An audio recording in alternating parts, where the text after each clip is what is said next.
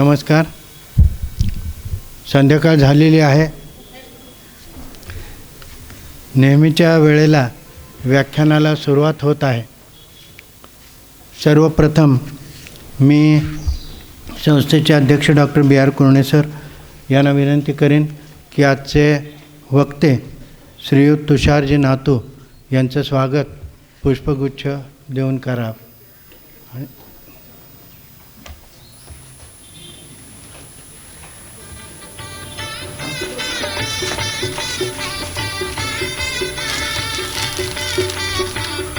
पुष्पगुच्छाबरोबर स्मृतिचिन्ह आणि पुस्तक भेट आहे.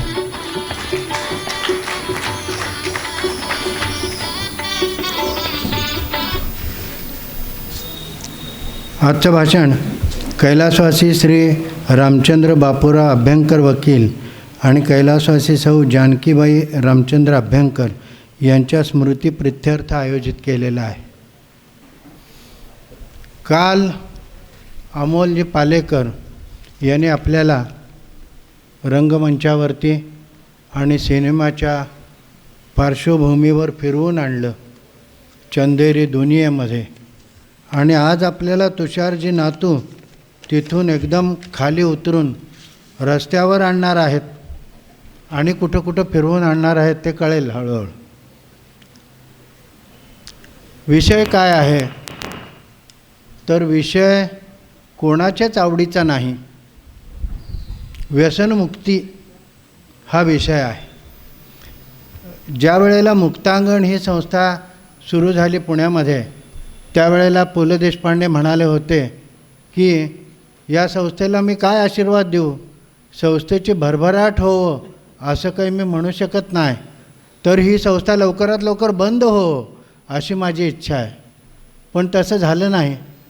त्या एका मुक्तांगणाबरोबर भरपूर मुक्तांगणं उभी राहिली आणि त्यापैकी एक मुक्तांगण हे मैत्री व्यसनमुक्ती संस्था या नावाने नागपूरमध्ये उभं आहे. ते तुषार नातू सर चालवत आहेत. माणसाची ओळख कशी होती ती वेगवेगळ्या पद्धतीने होत असते. आता चांगलं समाज माध्यम आहे फेसबुक, त्या फेसबुकवरून माझी त्यांची ओळख झाली.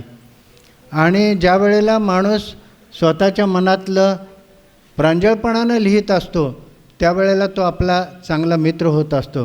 तसे ते माझे मित्र झालेले आहेत.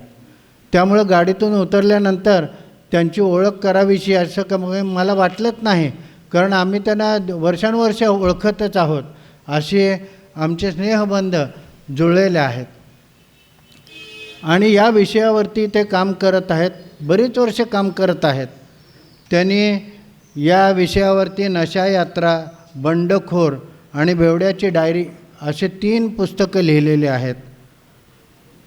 आणि स्वतः त्यांची खूप त्यातली माहिती असल्यामुळं त्यांना त्या विषयाची पूर्ण जाण आहे. व्यसन हे वाईट असतं हे सगळ्यांना समजतं, परंतु ते कळलं तरी वळत नाही. आपल्या जवळचा माणूस ज्यामध्ये तेव्हा अडकलेला असतो त्यावेळेला आपण त्याला त्यातून बाहेर काढू शकत नाही, कारण आपला स्नेह आणि आपले बंध त्याच्याशी जुळलेले असतात. त्याला मारावंसं पण वाटत नाही आणि त्याला कसं त्यातनं ट्रीट करावं, काय करावं हे आपल्याला समजत नाही, कारण हा एक्सपर्टाईजचा विषय आहे. याकरता विशेष तज्ज्ञ व्यक्तीची जरुरी असते. तसे ते तज्ज्ञ व्यक्ती हे तुषारजी नातू आहेत. हा विषय नवीन आहे का? अजिबात नवीन नाही, पूर्वापार चालत आलेला विषय आहे. राम गणेश गडकरी यांनी एकच प्याला नाटक लिहिलं, आपल्याला सगळ्यांना माहिती आहे. खूप मोठे मोठे सुंदर संवाद आहेत त्यामध्ये आणि स्वगत आहेत. त्याचा विषय होता की एकच प्याला हा एकच प्याला घ्यायच्या आधीच सुटला तर सुटतो, नाहीतर सुटत नाही. आणि मजा म्हणजे बालगंधर्व हे नाटक करत होते त्या कंपनीमध्ये सुद्धा पेणारे लोक होते. संध्याकाळी त्यांची मैफल जमायची. बालगंधर्व कधी कशाला हात लावत नसत. मग ते लोक त्यांना म्हणायचे की हे बिअरसारखं पाणी कशाला पिता तुम्ही, त्यापेक्षा चांगलं काहीतरी प्या. चांगलं प्या म्हणजे काय तर बालगंधर्व प्रत्येक प्रवेशाच्या आधी 1 ग्लास दूध पित होते आणि नंतर ते प्रवेशाला आत जायचे आणि काम करून दाखवायचे. मग लोक त्यांना विचारायचे एवढं दूध तुम्हाला पचतं काय? मग एवढं प्रयोग वठवायचा, इतकं नाटक उभं करायचं, तुम्ही करून दाखवा म्हटले. ती एनर्जी मिळवायची म्हणून त्यांना प्रत्येक प्रवेशाला 1 ग्लास दूध लागायचं. आता ते जुने नाट्यप्रयोग 5-5 अंक, किती प्रवेश असतात, प्रत्येकात 5-6 प्रवेश असतात, म्हणजे 30 ग्लास दूध म्हणजे 3-4 लिटर दूध झालं बघा. एवढे ते पचवू शकत होते, कारण ते बाकी काही पित नव्हते. फार मी पुढं जात नाही. तर तुषारजी नातू हे या विषयातले तज्ज्ञ आहेत. ते नागपूर इथं मैत्री व्यसनमुक्ती केंद्र चालवतात आणि लोकांना ह्यातनं बाहेर पडायचा प्रयत्न करतात. कित्येक लोकांना त्यांनी ह्यातून बाहेर पाडलेलं आहे. मला असं वाटतं की माणसाला 2 गोष्टी महत्त्वाच्या असतात. एक, कुठल्याही माणसाला नोकरी लावून देणं म्हणजे त्याच्या आयुष्याची सोय करणं, आणि दुसरं म्हणजे एखादा माणूस व्यसनात अडकला असेल तर त्याला त्यातनं बाहेर पडणं. हे खूप मोठं काम आहे. ज्या वेळेला आपला कोणीतरी सुहृद आहे तो त्याच्यामध्ये अडकला तेव्हा त्याला आपल्याला त्याची किंमत समजू शकते. हे किती मोठं काम आहे. त्यांनी अशा जनजागृतीसाठी आत्तापर्यंत 300 पथनाट्ये केली आहेत आणि 200 व्याख्यानं दिलेली आहे. यावरून आपल्याला त्यांच्या कामाचा आवाका किती आहे ते समजून जाईल. आता तुमच्या आणि त्यांच्यामध्ये मी फार वेळ उभा राहू इच्छित नाही. त्यांच्याबरोबर आपण ह्या सर्व मार्गाची सफर करूया. आणखी कोण असे असतील तर त्यांना वाट दाखवायचा प्रयत्न करूया. धन्यवाद.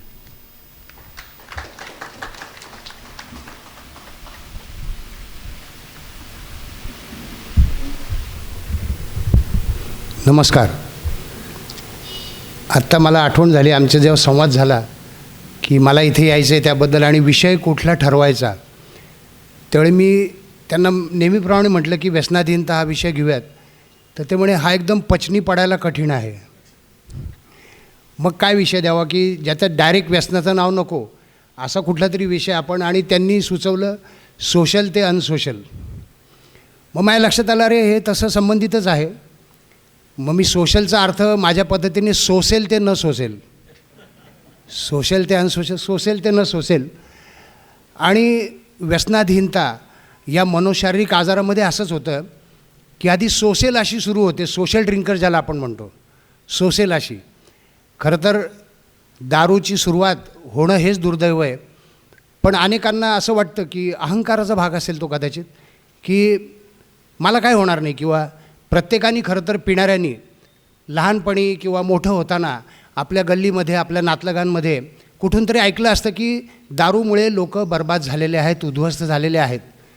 तरी देखील त्या व्यक्तीला जेव्हा पहिल्यांदा मित्र ऑफर करतात तेव्हा असं वाटणं की मी काही बर्बाद होणार नाही, कारण मी तेवढा हुशार आहे. तो मूर्ख होता, त्याला प्यायची अक्कल नव्हती आणि मी वाटेल तेव्हा सोडू शकीन, दारू काही मला गुलाम बनवणार नाही.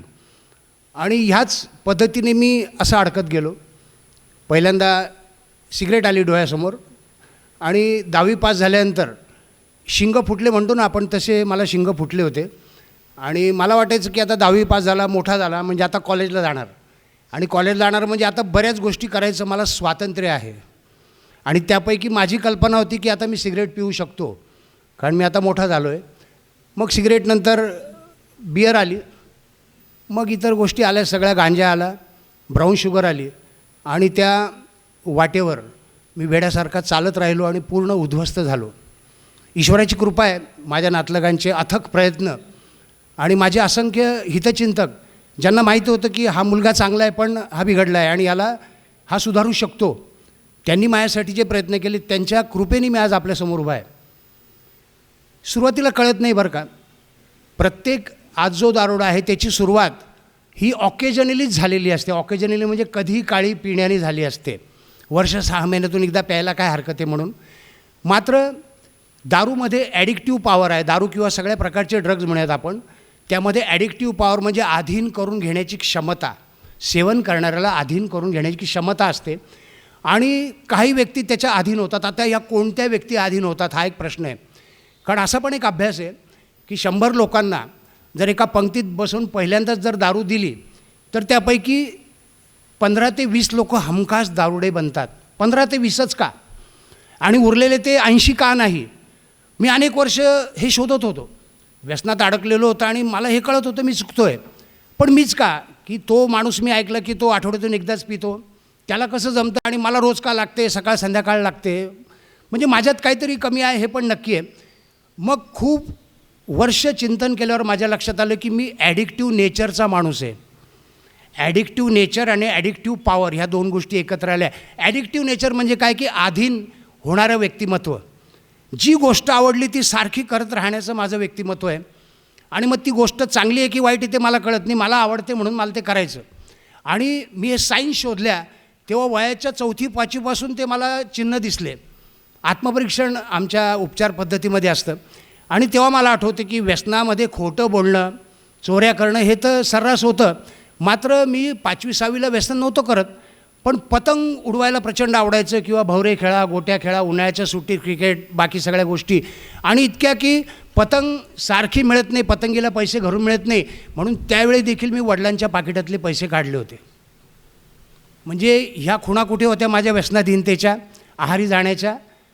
माझ्या विचारांमध्ये मला जे आवडतं ते मला करता आलं पाहिजे आणि कुठल्याही मार्गाने मी ते करणारं, प्रचंड हट्टी आणि प्रचंड जिद्दी. एखादी गोष्ट हवी असली की ती मिळेपर्यंत मी शांत बसत नव्हतो आणि ती मिळवतच होतो, पण ती गोष्ट माझ्या भल्याची आहे की नाही हे मला अक्कल नव्हती. आणि अशाच पद्धतीने असं नेचर असल्यामुळे बघा, आता तुमच्या आसपास लहान मुलं असतील, तुम्ही ओळखू शकता, मी तुम्हाला मुद्दाम सांगितलं आहे, प्रचंड हट्टी, प्रचंड जिद्दी. आता होतं तसं की हल्ली हम दो हमारा एक अशी पण एक पद्धत आहे. त्यामुळं एकुलता एक मुलगा असतो आणि आईबापांना वाटतं की करतोय कोणासाठी, याच्यासाठी सगळं आहे, आणि त्यामुळे हा जे मागेल ते त्याला द्या, हे पण घातक असतं. मी त्याच पद्धतीने शेंडाफळ होतो. शेंडाफळ तुम्हाला माहिती आहे, सगळ्यात धाकटा आणि त्यामुळे आईचा थोडासा लाडका.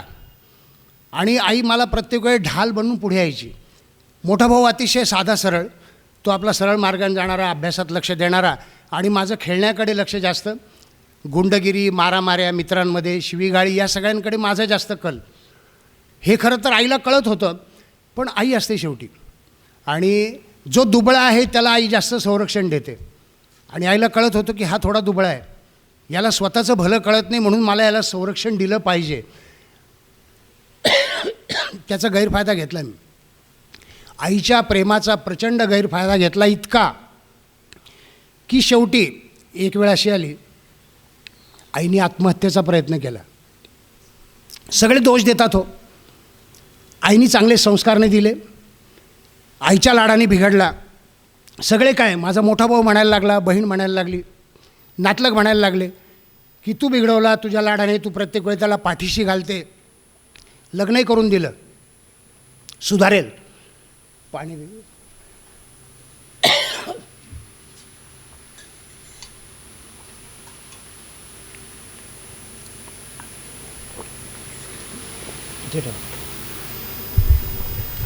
एक गैरसमज आहे सामाजिक की एखादी व्यक्ती बिघडली, तिचं लग्न करून दिलं म्हणजे सुधारेल. अत्यंत मोठा गैरसमज आहे. मी फार तर एक 7-8 महिने चांगला राहिलो, लग्न झालं माझं आणि थोडीशी जबाबदारी आल्यासारखं वाटलं. पण जेव्हा मला स्वातंत्र्य मिळालं, माझी पत्नी जेव्हा डिलिव्हरी करता माहेरी गेली, ताबडतोब मला मित्र भेटले सगळे. म्हणजे मीच जातो मित्रांकडे, ते नाही येत माझ्या घरी. पुन्हा सगळं सुरळीत सुरू. 1.5 वर्षाचा मुलगा. मुक्तांगणमध्ये नोकरी करत होतो, कार्यकर्ता म्हणून. मुक्तांगण व्यसनमुक्ती केंद्र तुम्हाला माहिती आहे. कार्यकर्ता म्हणून तिथं योगा घेत होतो, ग्रुप काउन्सिलिंग करत होतो. तरी देखील लपून छपून माझी व्यसनं सुरू होती आणि मी स्वतःलाही फसवत होतो, मुक्तांगणलाही फसवत होतो. मला कंटाळा आला सगळं आणि मी नोकरी सोडून दिली की मला मुक्तांगणमध्ये नोकरी नाही करायची. तेव्हा सगळ्यात आधी मुक्तांगणला ॲडमिट झालो तेव्हा डॉक्टर अनिता अवचट आणि डॉक्टर अनिल अवचट हे होते. त्यानंतर पुन्हा माझे ॲडमिशन, म्हणजे पहिली ॲडमिशन 91 साली, त्यानंतर 2000ला मुक्तांगण सोडलं. तेव्हा मुक्ता पुणतांबेकर त्या संचालिका होत्या. त्यांनी मला सांगितलं समजून, नोकरी का सोडतोयस तू, तुझ्याबद्दल मी ऐकून काहीतरी चुकतं आहे, तुझा चेहरा दिसतो आहे, तुझे शरीर, तुझी तब्येत, एकदा बायकोला भेटायला घेऊन ये. मी नाही म्हटलं, पगार पुरत नाही, आता संसार आहे, त्यामुळे मला मुक्तांगणचा पगार एक कार्यकर्ता म्हणून मला परवडत नाही. आणि मी पुन्हा नाशिकला माझ्या गावी गेलो 1.5 वर्षाचा मुलगा घेऊन आणि पिणं सुरू. आई बिचारी वडिलांच्या पेन्शनवर राहत होती. भांडणं सुरू केली आईशी, भावाशी. मोठ्या भावानी शेवटी सांगितलं की तुला वेगळं राहायचं आहे तर वेगळा राहा. म्हटलं मला वेगळं घर करून द्या. भाऊ म्हणे तुला एकट्याला नाही देणार, आईसोबत राहा तू, कारण तू एकटा सोडला तुला कुठे तू घराचा अड्डा बनवशील. आणि म्हणून आई राहत होती, त्यामुळे स्वाभाविक आहे की माझ्याबरोबर आईची फरफट होत होती. आणि मग पत्नी पण सोबत आहे, मुलगा आहे, त्या आईला रोज रात्री इतकं वाईट वाटायचं. माझ्या दृष्टीने पालक म्हणजे ATM असतं, एनी टाईम मनी. जरा रडलं, जरा आरडाओरडा केला, आणि असं होतं की आरडाओरडा केलं की आईवडिलांना असं वाटतं की हळू, बाहेरचे लोक ऐकतील, समाज काय म्हणेल, लोक काय म्हणतील, आपल्या घरात अशी भांडणं चालू आहे, तू तमाशे करतो आहे. आणि हे जे त्याचा मी गैरफायदा घेत होतो की आरडाओरडा जरा केला की आई गुपचूप पैसे देते. शेवटी एक दिवशी रात्री लक्षात आलं माझ्या आईचे आणि माझ्या बायकोचे भांडणं व्हायला लागले. बायकोला कळत नव्हतं. लग्न करताना खरंच तिला सांगितलं होतं, मीच सांगितलं होतं सगळं. त्याच्यावर एक गंमत आठवली मला. मी ठरवलं होतं की लग्न करताना मुलीला मी सगळं सांगेन की मी असा व्यसनी होतो आणि मुक्तांगण व्यसनमुक्ती जाता व्यसनमुक्त आहे, नोकरी करतो आहे. आई म्हणे तू नको सांगू, तू अतिशय बडबडे आहेस, तू काय काय बोलशील आणि ती पोरगी घाबरेल बिचारे, आम्ही सांगू म्हणे. आणि म्हटलं बरं ठीक आहे, पण तुम्ही नक्की सांगायचं. आणि मग दाखवण्याचा कार्यक्रम झाला, पसंती झाली. दुसऱ्या दिवशी मुलीला घेऊन फिरायला गेलो. त्यावेळी मी शांत राहिलो, तसा मी फार बडबडे आहे आणि पोटात गोष्ट राहत नाही म्हणतात तसं आहे. बोलायचं होतं खूप, पण म्हटलं ती मोठ्यांनी जबाबदारी घेतली, आपण नको बोलायला. मग आम्ही हॉटेलमध्ये गेलो. काय खाणार, एक टिपिकल मध्यमवर्गीय मुलींनी मसाला डोसा सांगितला, असा तसा मसाला डोसा सांगितला तिने. म्हटलं मला पण आवडतो. मग नंतर आईस्क्रीम खाणार का, कोणतं, मँगो आईस्क्रीम. हो खाल्लं आणि घरी आलो. 4 वाजता दुपारी असं झालं की त्या मुलीच्या घरून एक थोडीशी समजूतदार बाई किंवा पुण्याकडची बाई असं म्हणूयात आपण, ती आम्हाला भेटायला आली. नांदेडला मी होतो, मुलगी तिथे नांदेडची. तिने माझा इंटरव्ह्यू घेतला बरं का एक प्रकारे. म्हणे तुम्ही काय काम करता, मग व्यसनमुक्ती म्हणजे नेमकं काय करता, मग दारू पिणारे सुधारतात का, असे वगैरे 2-4 प्रश्न विचारले. मी माझ्या पद्धतीने उत्तर दिले. आणि जाता ती म्हणाली का हो तुम्ही तर छान हुशार आहात की म्हणे. म्हटलं म्हणजे काय. नाही म्हणे तुम्ही फिरायला गेले आमच्या मुलीसोबत तेव्हा तुम्ही काहीच बोलले नाही आणि ती घरी येऊन रडत बसली आहे की मुलगा मतिमंद आहे म्हणून. आता इतके वर्षानंतर बायको म्हणते मतिमंद असते तर परवडलं असतं. अति हुशारी हा प्रॉब्लेम आहे. आणि हे संशोधन आहे बरं का.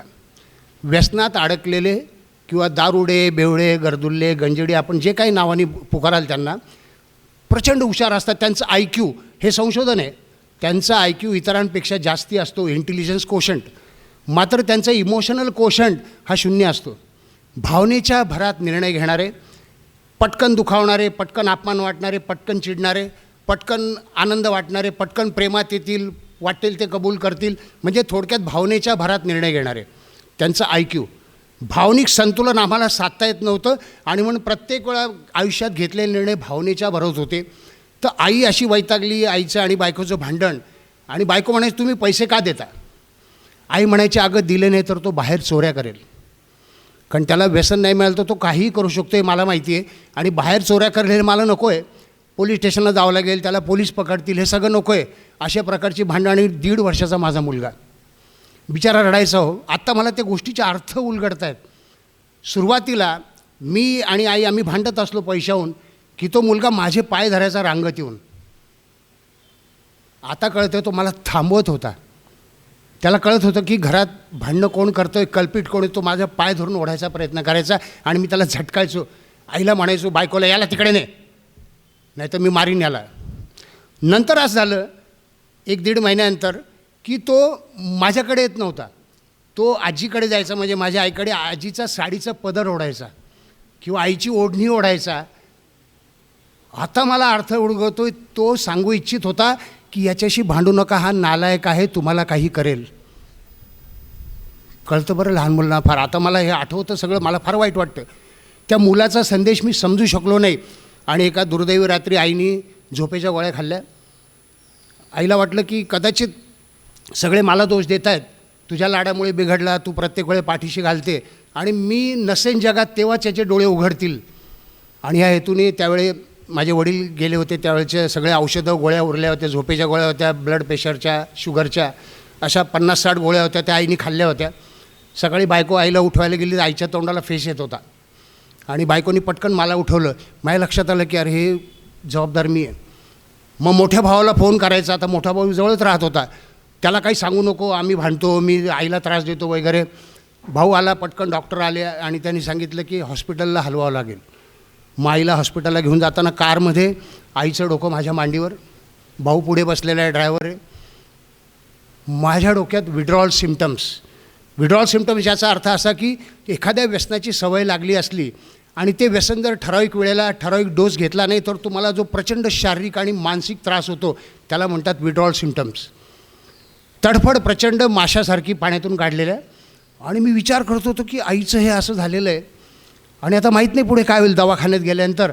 आणि आईकडे आता मी पैसे नाही मागू शकत. रात्री झोपताना ठरवलं होतं की सकाळी नेहमीप्रमाणे आईकडून भांडून पैसे घ्यायचे आणि व्यसन करायला जायचं. आता मला पैसे कोण देणार?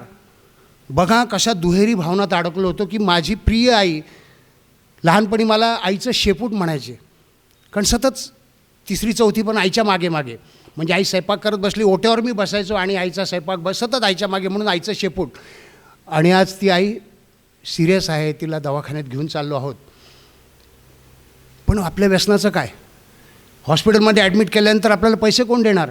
भाऊ अजिबात एका पैशाला मला उभं करत नव्हतं. तुला हवं ते मी आणून देतो, खायला माग, सिनेमा माग, माझ्यासोबत चल, पण हातात पैसे देणार नाही, असा भावाचा बाणा होता. त्यामुळे पैसे तर भावाकडून मिळणारच नाही. पत्नी नोकरी करत नव्हती, त्यामुळे तिच्याकडून मिळणं शक्य नाही पैसे. आणि आई अशा अवस्थेत. आणि माझं व्यसनी डोकं काम करायला लागलं की आता पैसे हवेत, कुठूनही कसे पैसे हवेत, कारण हे संकट पण आहे, दुःख पण आहे, आणि हे मी सहन कसं करू? मला शारीरिक त्रास होतो आहे आणि याला तोंड कसं देऊ सगळं, की आई आता हॉस्पिटलला नेतील, मग माहीत नाही पुढे काय होईल, ICUमध्ये जाईल, पैसे पाहिजेत. मग माझं लक्ष गेलं आधी आईच्या हातातल्या सोन्याच्या अंगठीकडे. निघाली नाही पटकन, काढण्याचा प्रयत्न केला. मग सोन्याच्या पाटलीकडे. द्वंद्व सुरू होतं. अरे आईचं तुझ्यावर किती प्रेम आहे, तुला आईने किती वेळा पाठीशी घातलं आहे, सांभाळलं आहे, आणि तू इतका कसा नालायक. तू आईवर प्रेम आहेस म्हणतो आणि आईची पाटली काढणार, विकणार. आई अशा अवस्थेत आहे, मरणासन्न अवस्थेत आहे, माहिती नाही जगेल की नाही. पण असं म्हणतात की व्यसनी व्यक्ती अतिशय हुशार असा वकील असतो, स्वतःच्या चुकांचा, स्वतःच्याच गुन्ह्यांचा वकील. मी स्वतःला समजावलं की आईने हे जे काय केलं आहे ते तिचा निर्णय होता, त्यामुळे मी त्याला जबाबदार नाही आहे.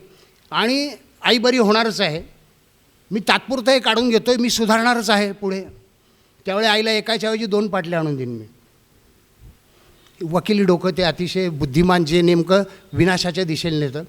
आणि दुसरा विचार की आईचं समजा काही वाईट झालंच तर नाहीतरी वारसा हक्काने मला मिळणारच आहे त्यातलं काहीतरी, मी आधी काढून घेतो आहे.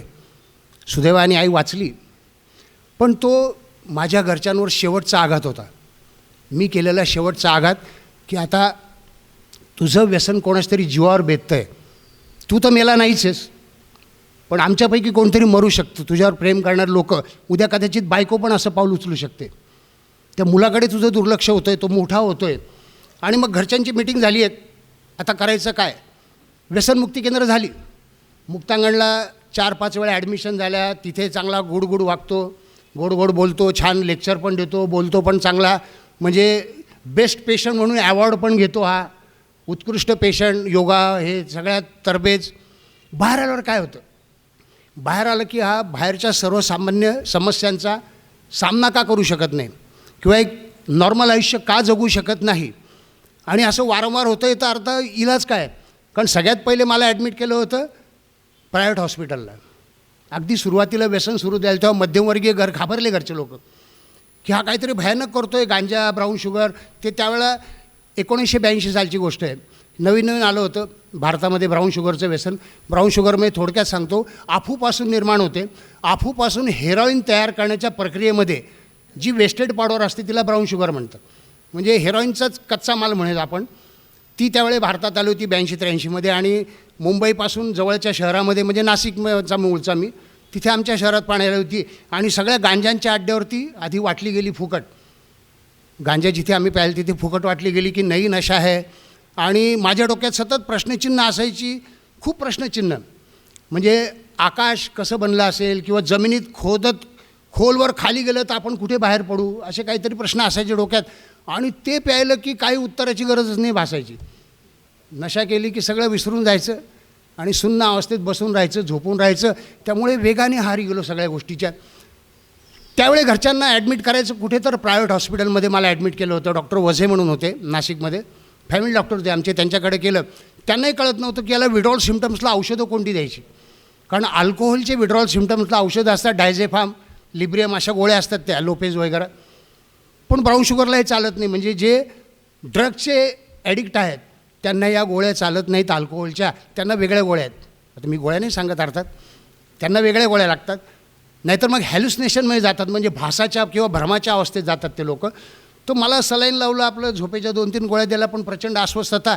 मी 2 वेळा हॉस्पिटलमधून पळून आलो. आता करायचं काय? एक दिवशी घरात असा तमाशा झाला. त्यावेळी नेमकं मला आठवतं की माझी बहीण माहेरी आली होती. अकोल्याला असते ती, आता नाशिकला सेटल झाली आहे, पण त्यावेळी अकोल्याला होती. ती माहेरी आली होती आणि घरात माझा असा तमाशा सुरू झाला. संध्याकाळच्या वेळा पैसे पाहिजे, पैसे पाहिजे. आणि उघडपणे म्हटलं की मला ब्राऊन शुगरला पैसे पाहिजे, नाही प्यायलं तर मी मरून जाईन, मला प्रचंड त्रास होतो आहे. आणि घाबरले सगळे, हा असं का वागतो आहे? भाऊ हुशार होता. भाऊ पुण्याला त्यावेळी इंजिनिअरिंगला शिकत होता आणि तो सुट्टीत आला होता. तो म्हटला काय नाही, तुला काय होणार नाही, काय होईल तर आम्ही डॉक्टरकडे घेऊन जाऊ, तुला काय त्रास होईल तर उद्या, पण तुला आज एक पैसा घरातून मी मिळू देणार नाही.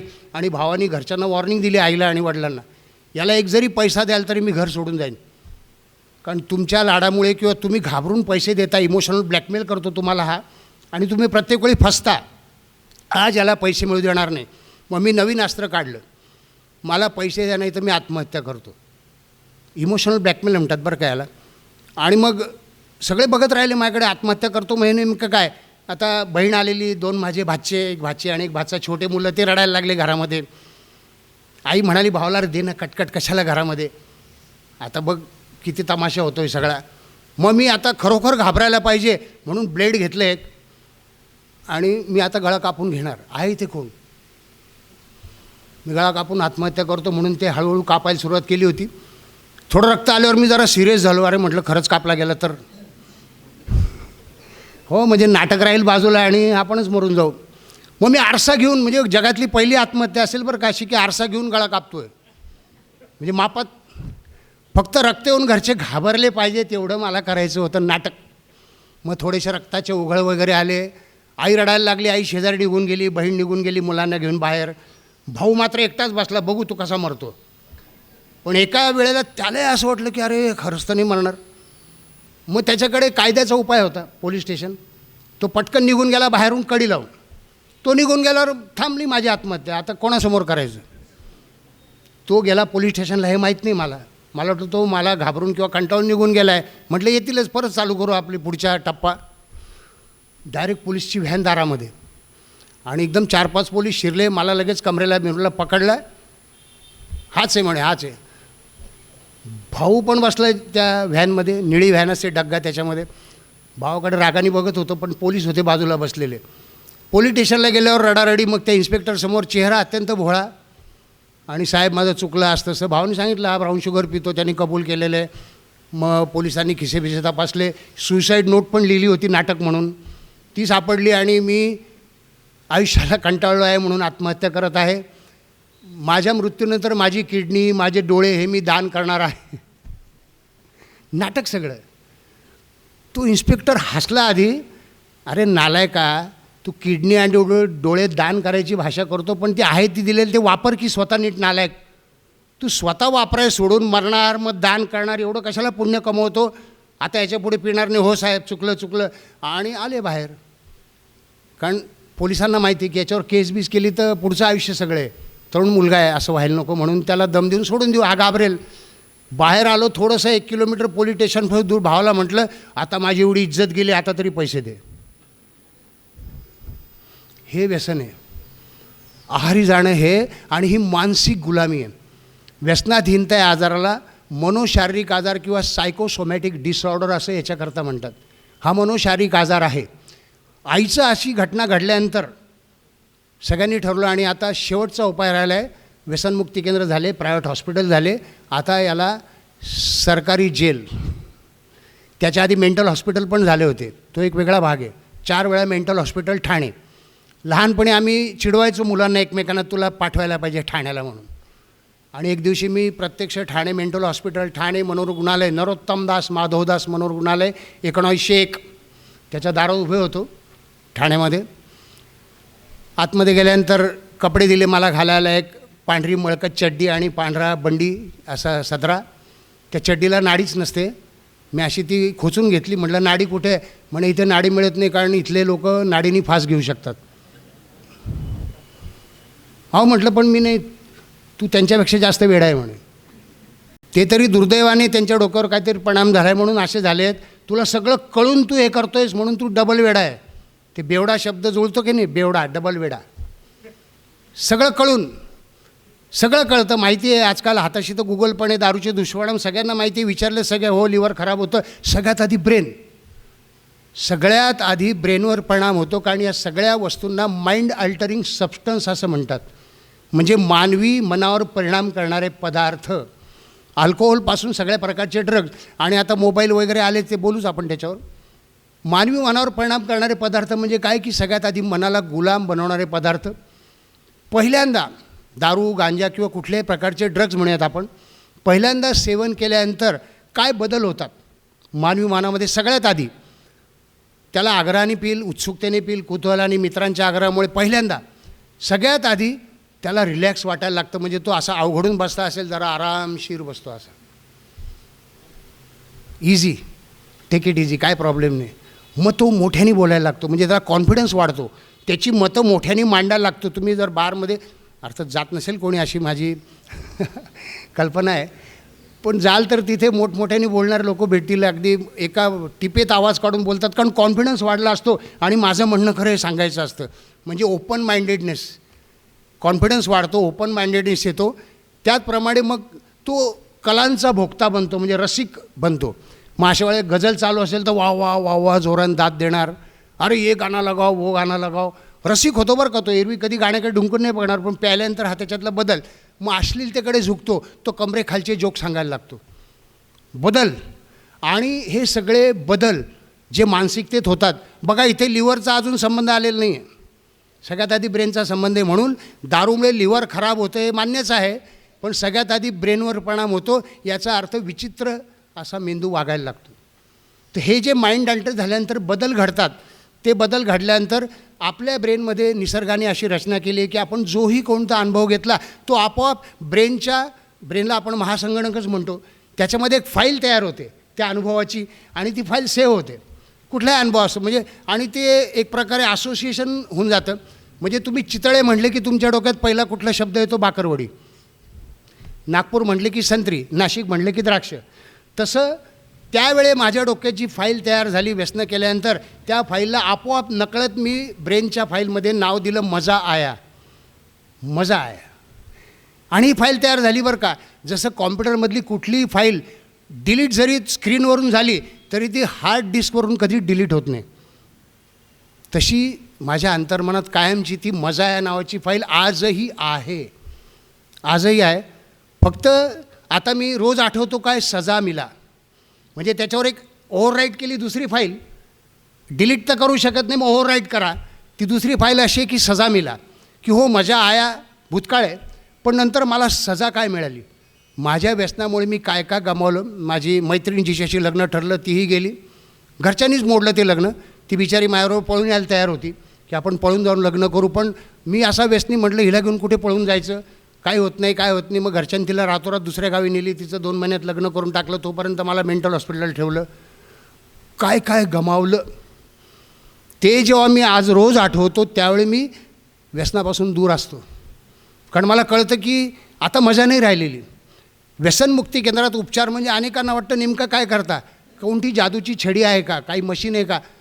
आम्ही दुसरी फाईल ओव्हरराईट करण्याचा प्रयत्न करतो त्याच्या ब्रेनमध्ये, की त्याच्या व्यसनामुळे त्याचं आणि कुटुंबियांचं किती प्रचंड नुकसान होतं आहे हे त्याला वारंवार आठवायला लावतो, त्याला ते सांगत राहतो. आणि मग ती मजा या नावाची फाईल क्षीण होत जाते. दुसरी सजा मिलाची फाईल ओव्हरराईट केल्यानं सारखं शेअरिंग आमचे अनुभव सांगून. तर घरच्यांनी त्यावेळी निर्णय घेतला असा की आता शेवटचं याला कायद्याचा बडगा म्हणून सेंट्रल जेल नाशिक करायचं. काय केस कोणती लावायची, कारण घरगुती चोरी वगैरेची केस असेल तर नाही सिद्ध करता येणार. ते हा म्हणेल मी केलंच नाही, मग ते पुन्हा जामीन जामीन नावाचा प्रकार आहेच. किती मोठा गुन्हेगार असतो जामीनचा त्याचा हक्क असतो. मग करायचं काय? मग आपण याच्यावर थोडी गंभीर केस करू, म्हणजे जामीन लवकर मिळणार नाही, आपण जामीन द्यायचाच नाही, बघू हा कसा मिळवतो.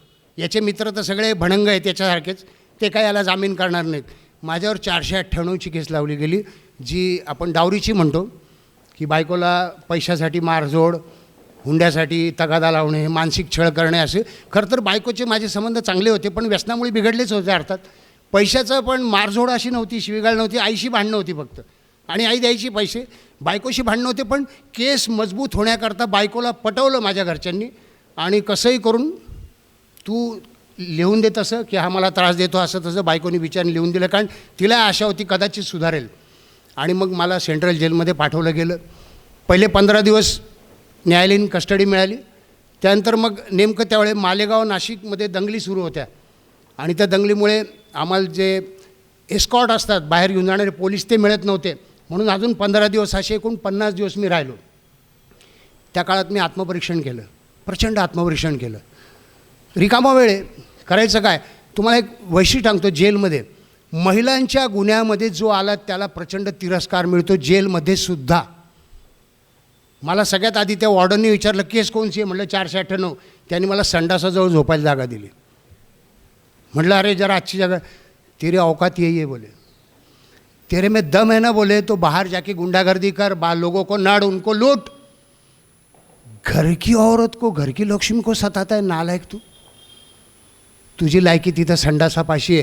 तेव्हा माझ्या लक्षात आलं की हे मोठे मोठे गुन्हेगार आहे. त्याच्यामध्ये सगळ्यात पहिली श्रेणी मर्डर, मग दरोडेखोर, हाफ मर्डर. पण स्त्रियांच्या बाबतीत गुन्हा करणारा तिथे देखील तिरस्करणीय आहे, आणि मला तिथे तसेच तिरस्कार मिळाला सुरुवातीला. मग नंतर ईश्वराच्या कृपेने मी चांगला गाऊ शकतो. मग मी गाणीबिणी म्हटल्यानंतर थोडंसं मन जिंकल्यानंतर आपोआपच जरा मैत्री झाली त्या कैद्यांशी, आणि दिवस जरा थोडे सुखात गेले, जरा बरे गेले. जेलमध्ये असूनसुद्धा रमलो तिथे. तिथे अभंग लागतात सकाळी नाशिकच्या सेंट्रलमध्ये. आता इतर ठिकाणी लागतात की माहीत नाही, किंवा आता काय ते 2001 सालची गोष्ट सांगतो आहे मी. तुकाराम महाराजांचे, नामदेवांचे असे सगळे अभंग ऐकत होतो, आणि एक अभंग ऐकला, हाची नेमा आता न फिरे माघारी, बैसले शेजारी गोविंदाचे, घर रिगी झाले पट्टराणी बळे, वरिले सावळे परब्रह्म. ऐकला असेल आपण अभंग. ठरवत होतो की आता माघारी नाही फिरायचं, पुन्हा त्या व्यसनाकडे जायचं नाही. आणि आता आपण समजून घेतलं पाहिजे मानवी जन्म नेमका काय आहे. आपण मानव का झालो? इतर प्राण्यांपेक्षा सर्वश्रेष्ठ असा मानव जन्म का मिळाला असेल आपल्याला? माझी तर काही पुण्य मला आठवत नाही की मी काहीतरी फार पुण्य केलं म्हणून मानव झालो, हे तर मला आठवत नाही. पुन्हा माझा करारही झाला नाही ईश्वराबरोबर जन्म घेताना की मी स्त्री बनेन का पुरुष बनेन, मग मला 4 हातपाय जे काही अवयव मिळतील ते योग्य मिळतील की नाही, मग मला गरीब श्रीमंत होईन. मला वाटतं कोणाचाच करार होत नाही, नाही का? जन्म घेताना काही करार मला आठवत नाही की असा झाला होता. उपरवाला ईश्वर जो काही आपण मानतो त्याशी. म्हणजे माझं नशीब आहे की मला इतर प्राण्यांपेक्षा महत्त्वाचा अनमोल असा जन्म मानवाचा मिळाला आहे, जो अतिशय बुद्धिमान आहे, ज्याला असे अवयव दिलेत की शक्ती निर्माण करून त्याचा वापर करू शकतो जे प्राणी नाही करू शकत. म्हणून मानव वाघालासुद्धा ताब्यात देतो, हत्तीला ताब्यात घेतो. आणि आपण काय करतो आहे नेमकं? मग दुसरं आठवलं की अरे मी स्वतःला दुर्दैवी समजत होतो. मला लहानपणी वाटायचं की मी टाटा बिर्लाच्या घरात जन्माला का नाही आलो. याचं कारण होतं की शाळेत माझे मित्र ज्यांना पॉकेट मनी मिळाले ते पैसे खर्च करायचे, आणि माझ्या घरी पॉकेट मनीची पद्धत नव्हती. मध्यमवर्गीय वडील रेल्वेत नोकरीला होते, आणि त्यामुळे आठवड्यातून कधी 4 आठवणे दिले तर. आणि मला राग यायचा वडिलांचा, त्याचे वडील त्यांना कसे देतात, म्हणून मी श्रीमंत असायला पाहिजे होतं. म्हणून माझं घर, माझं मध्यमवर्गीय पण मला आवडत नव्हतं. मग लक्षात आलं, अरे दुर्दैवी मी नाही. दुर्दैवी कोण आहेत? जे जन्मता अंध असतात, अपंग असतात, जन्मता लुळे पांगळे असतात, मतिमंद असतात, ते दुर्दैवी हो. मला जन्मता एक सुदृढ बालक म्हणून जन्माला घातलेलं आहे. मी अनाथ नाही आहे. आईवडिलांनी मला प्रेमाने वाढवलं आहे, चांगले संस्कार दिले. मग मी स्वतःला दुर्दैवी का म्हणतो आहे? बहुतेक दारुडे स्वतःला दुर्दैवी समजतात बरं का. माझं नशीबच खराब आहे. एकदा असं झालं होतं की मी असं वागतो आहे म्हटल्यानंतर स्वाभाविक की घरचे लोक आधी ज्योतिषाकडे जातात पत्रिका दाखवा म्हणून, की याचा पत्रिका आणि ज्योतिष ज्योतिष हा एक अभ्यासाचा विषय येतो. आणि अभ्यासाने त्यांनी मांडलं सगळं 2-4 ग्रह, आणि सगळ्यात बदनाम ग्रह तुम्हाला माहिती आहे राहू केतू आणि शनी. आईला सांगितलं की हा या पत्रिके या घरात राहू आहे, इकडे आणि शनी आहे. त्याची काही चूक नाही आहे, शनी आहे. आणि मी ऐकलं हे आई वडिलांना सांगत होती की अहो त्याला रागवत नका जाऊ, त्याचं आत्ता मी जाऊन आले, शनी आहे. मी ते ऐकलं आणि मग नंतर मला इतका आनंद झाला, काय झालं की मी काय करू, शनी आहे. हे पण दारोड्याला फार आवडतं बरं का, की ज्या काही माझ्या चुका आहेत त्याला मी जबाबदार नाही, परिस्थिती जबाबदार आहे, माझ्या आसपासचे लोक जबाबदार आहे, माझी गरिबी जबाबदार आहे, माझ्या आईवडिलांचं वागणं जबाबदार आहे आणि कोणीच नाही तर माझं नशीब जबाबदार आहे. आणि मग शनीसारखा ग्रह जबाबदार आहे. माझ्या घरचे त्यावेळे तर शांत राहिले की हो बाबा शनीचं असेल काहीतरी. मग त्यांच्या लक्षात आलं की असं म्हणतात की शनी शेवटची 2.5 वर्ष भलं करून जातो म्हणतात असं, आणि शनी 7.5 वर्ष. हा कोणता शनी आहे जो 20 वर्ष झालं तरी जात नाही आहे, हा कोणता शनी आहे. तेव्हा माझ्याही लक्षात आलं हा आजारच आहे. शनी म्हणजे मी स्वतः होतो जो घरच्यांच्या राशीत आलो होतो आणि घरच्यांना सुखाने जगू देत नव्हतो आणि मीही सुखी नव्हतोच. घर सोडावं लागलं, फुटपाथवर आलो मुंबईला. आणि एकेकाळी असं झालं, मला आठवलं की अरे ईश्वराने माझी सगळी स्वप्न पूर्ण केली. भिकारीपणाची स्वप्न, दरिद्री स्वप्न. गांजा प्यायचो आम्ही त्यावेळेला. रेल्वे स्टेशन पार करून आमच्या घराकडे येताना वाटेत रेल्वे स्टेशन लागायचं आणि त्या रेल्वे स्टेशनवर भिकारी झोपायचे. आणि माझ्या काही मित्र म्हणायचे अरे उशीर झाला, घरी रागवतील. त्यावेळी त्या भिकाऱ्यांकडून मला त्यांचं हेवा वाटायचं बरं का. हे काय लाईफ यार मस्त म्हटलं, यांना कोणी विचारणार नाही, रागवणार नाही, उठला काय, झोपला काय, जेवला काय. बघा भिकाऱ्यांचा हेवा वाटणारा माणूस आहे इथं. आणि जेव्हा खरोखर मला फुटपाथवर राहावं लागलं VT स्टेशनवर, त्यावेळे भरभरून संध्याकाळी लोकल जाताना बघताना मला भरून यायचं. हे कोणत्या ओढीने जात आहेत, हे सकाळी कुठल्या तरी ओढीने कामावर गेले, मग संध्याकाळी त्याच ओढीने आता घराकडे चालले, आपल्या घरट्यात जातील, छोटं मोठं, आपले लेकरं, आपली पत्नी, आपले आईवडील, आणि मला कोणीच नाही आहे. मी फुटपाथवर बेसहारा झोपलो आहे. मला रडलो प्रचंड. आणि मग कळलं रे तुझीच इच्छा होती ना, तुला हेच डोळे लागले होते, तू भिकाऱ्यांकडे पाहून हेवा करत होता, पण तुला कळलं नाही की तू किती श्रेष्ठ जन्म मिळाला आहे तुला आणि तुझ्या हाताने तू तुझं वाटोळं करतो आहेस. जेलमध्ये बऱ्याच गोष्टी शिकायला मिळाल्या. आणि मग तिथून मी नागपूरला माझे मित्र रवी पाध्ये त्यांना जॉईन झालो. त्यांना कळलं, रवी पाध्ये माझ्याबरोबर मुक्तांगणला ॲडमिट होते. ते बाहेर पडून त्यांनी स्वतःचं व्यसनमुक्ती केंद्र सुरू केलं होतं. मग मी ठरवलं की आता आपण व्यसनमुक्ती क्षेत्रातच राहायचं, आपण बाहेर राहू शकत नाही, इथेच काहीतरी करायचं. आणि मग त्यांच्यासोबत 2001ला जॉईन झालो नागपूरमध्ये. त्यांच्यासोबत काम करायला लागलो आणि पाहता पाहता आज इतकी वर्ष आली 2026. आम्ही तिथे चिटकून आहोत. माझा मुलगा मोठा झाला, इंजिनियर झाला, सिव्हिल इंजिनियर आहे. मात्र IT मध्ये इंटरेस्ट आहे म्हणून त्याला तिकडे कोर्स केला आणि नोकरी लागली. लग्न झालं मागच्या वर्षी, छानपैकी सेटल झाला. आता बेंगलोरला चांगलं मोठे पॅकेज घेऊन मुलगा राहतो आहे. पत्नी आणि मी, आम्ही दोघं राहतो आहे. हे सगळं आपोआप नाही घडलं बरं का. या 25 वर्षामध्ये मला प्रचंड गोष्टी सहन कराव्या लागल्या, मनाविरुद्ध अनेक गोष्टी घडल्या. कुटुंबियांचा विश्वास पुन्हा जिंकण्याकरता मला खूप संयम बाळगावा लागला. वारंवार घरचे अविश्वास दाखवतील किंवा असं व्हायचं मला अजूनही होतं बरं का. मोठ्या मोठ्या हॉटेल्समध्ये किंवा इतकंच काय बँकेचं ATM, मला कॉन्फिडन्स नाही आहे, कारण पैसा टिकलाच नाही कधी जवळ, पैसा टिकलाच नाही. आणि नातलगांच्या लग्नात जायचो त्यावेळे माझी बायको बिचारी लंकेची पार्वती, सगळ्या नातलगांच्या गळ्यामध्ये सोन्याचे अंगठ्या, हिरे, सोनं. ती बिचारी कॉन्फिडन्सनी वावरायची माझी बायको. मला लाज वाटायची की अरे आज मी काय गमावलं आहे. मी जर चांगला राहिला असतो तर माझ्या बायकोच्या अंगावरही 4 दागिने असते आज. आता ईश्वराच्या कृपेने दागिने पण तर समाधान आहे, बायको खुश आहे, मुलगा खुश आहे, सगळं चाललं आहे. पण प्रचंड संघर्ष आणि पालकांची कडी परीक्षा. म्हणून मी व्याख्यानात प्रत्येक वेळा सांगत असतो की ह्यात पडूच नका. एकदासुद्धा नको. तुमच्या घरी मुलं असतील त्यांना समजून सांगा. कुतूहल पण नको, मित्रांचा आग्रह पण नको, कारण हे प्रवेशद्वार आकर्षक आहे. पहिल्यांदा घेतल्यानंतर छान वाटतं, ती फाईल तयार होते. मात्र एकदा त्या प्रवेशद्वारातून आत शिरल्यानंतर तुम्ही कधी बाहेर पडाल काही खात्री नाही. गमावले तो, माझे मित्र मेले सगळे. ईश्वराची कृपा असेल तर वाचाल तुम्ही. तुमचे कुटुंबीय कडक होतील, कठोर होतील, तेव्हा तुम्ही वाचू शकाल. कारण व्यसनमुक्ती केंद्रात केवळ एकदा ॲडमिट करून भागत नाही. मी स्वतः मुक्तांगणला किमान 8 ते 10 वेळा ॲडमिट झालो आहे. पुन्हा मुक्तांगणला नोकरी करताना पण पीत होतो, कारण ह्या आजाराला कनिंग डिसीज असं म्हणतात. कनिंग म्हणजे काय, धूर्त आजार. मी माझ्याच बुद्धिमत्तेने, माझ्याच विचाराने स्वतःलाच उल्लू बनवत असतो. आणि प्रत्येक वेळेला मला वाटतं की आजच्या दिवस घ्यायची, कारण ती फाईल आहे ना, थोडी निराशा आली, थोडा राग आला, मला आनंद वाढवायचा आहे, अस्वस्थ बैचेनी, आज झोप येत नाही आहे, आज खूप टेन्शन आलं की ती फाईल मला म्हणते आजच्या दिवस थोडी घे म्हणजे बरं वाटेल. आणि दुसरा भाग आहे मेंटल ऑब्सेशन आणि फिजिकल ॲलर्जी. मला ॲलर्जी आहे. एकदा जरी मी त्या दारूच्या एका थेंबाचं किंवा गांजाचा एक झुरका किंवा ब्राऊन शुगरचा एक झुरका एकदा जरी घेतला तरी माझं शरीर अजून अजून मागतं आणि मला थांबता येत नाही. हे मी अनेक अनुभवातून शिकलो आहे, अनेक अनुभवातून, एकदा नाही. जिद्दी असल्यामुळे पुन्हा पुन्हा प्रयोग केले. प्रत्येक वेळी वरच्यापेक्षा जास्ती अजून खाली पडलो, अजून पाताळात गेलो आणि शेवटी जेल. प्रत्येक वेळी मी पडत गेलो आणि एका क्षणी मला कळलं की मी एकदाही घेऊ शकत नाही, कारण मला ॲलर्जी झाली आहे. आणि तेव्हापासून मग मी स्वतःला सावरतो आहे. संयम जो आहे, इच्छेला जगात औषधच नाही, कुठल्याच इच्छेला औषध नाही आहे. संयम इच्छेवर औषध आहे, की एखादी इच्छा माझ्या भल्याची आहे की नाही. तो संयम मला शिकावा लागला. योगाभ्यास, प्राणायाम, व्यसनमुक्ती केंद्रात काउन्सिलिंग, इतरांचे अनुभव ऐकणं.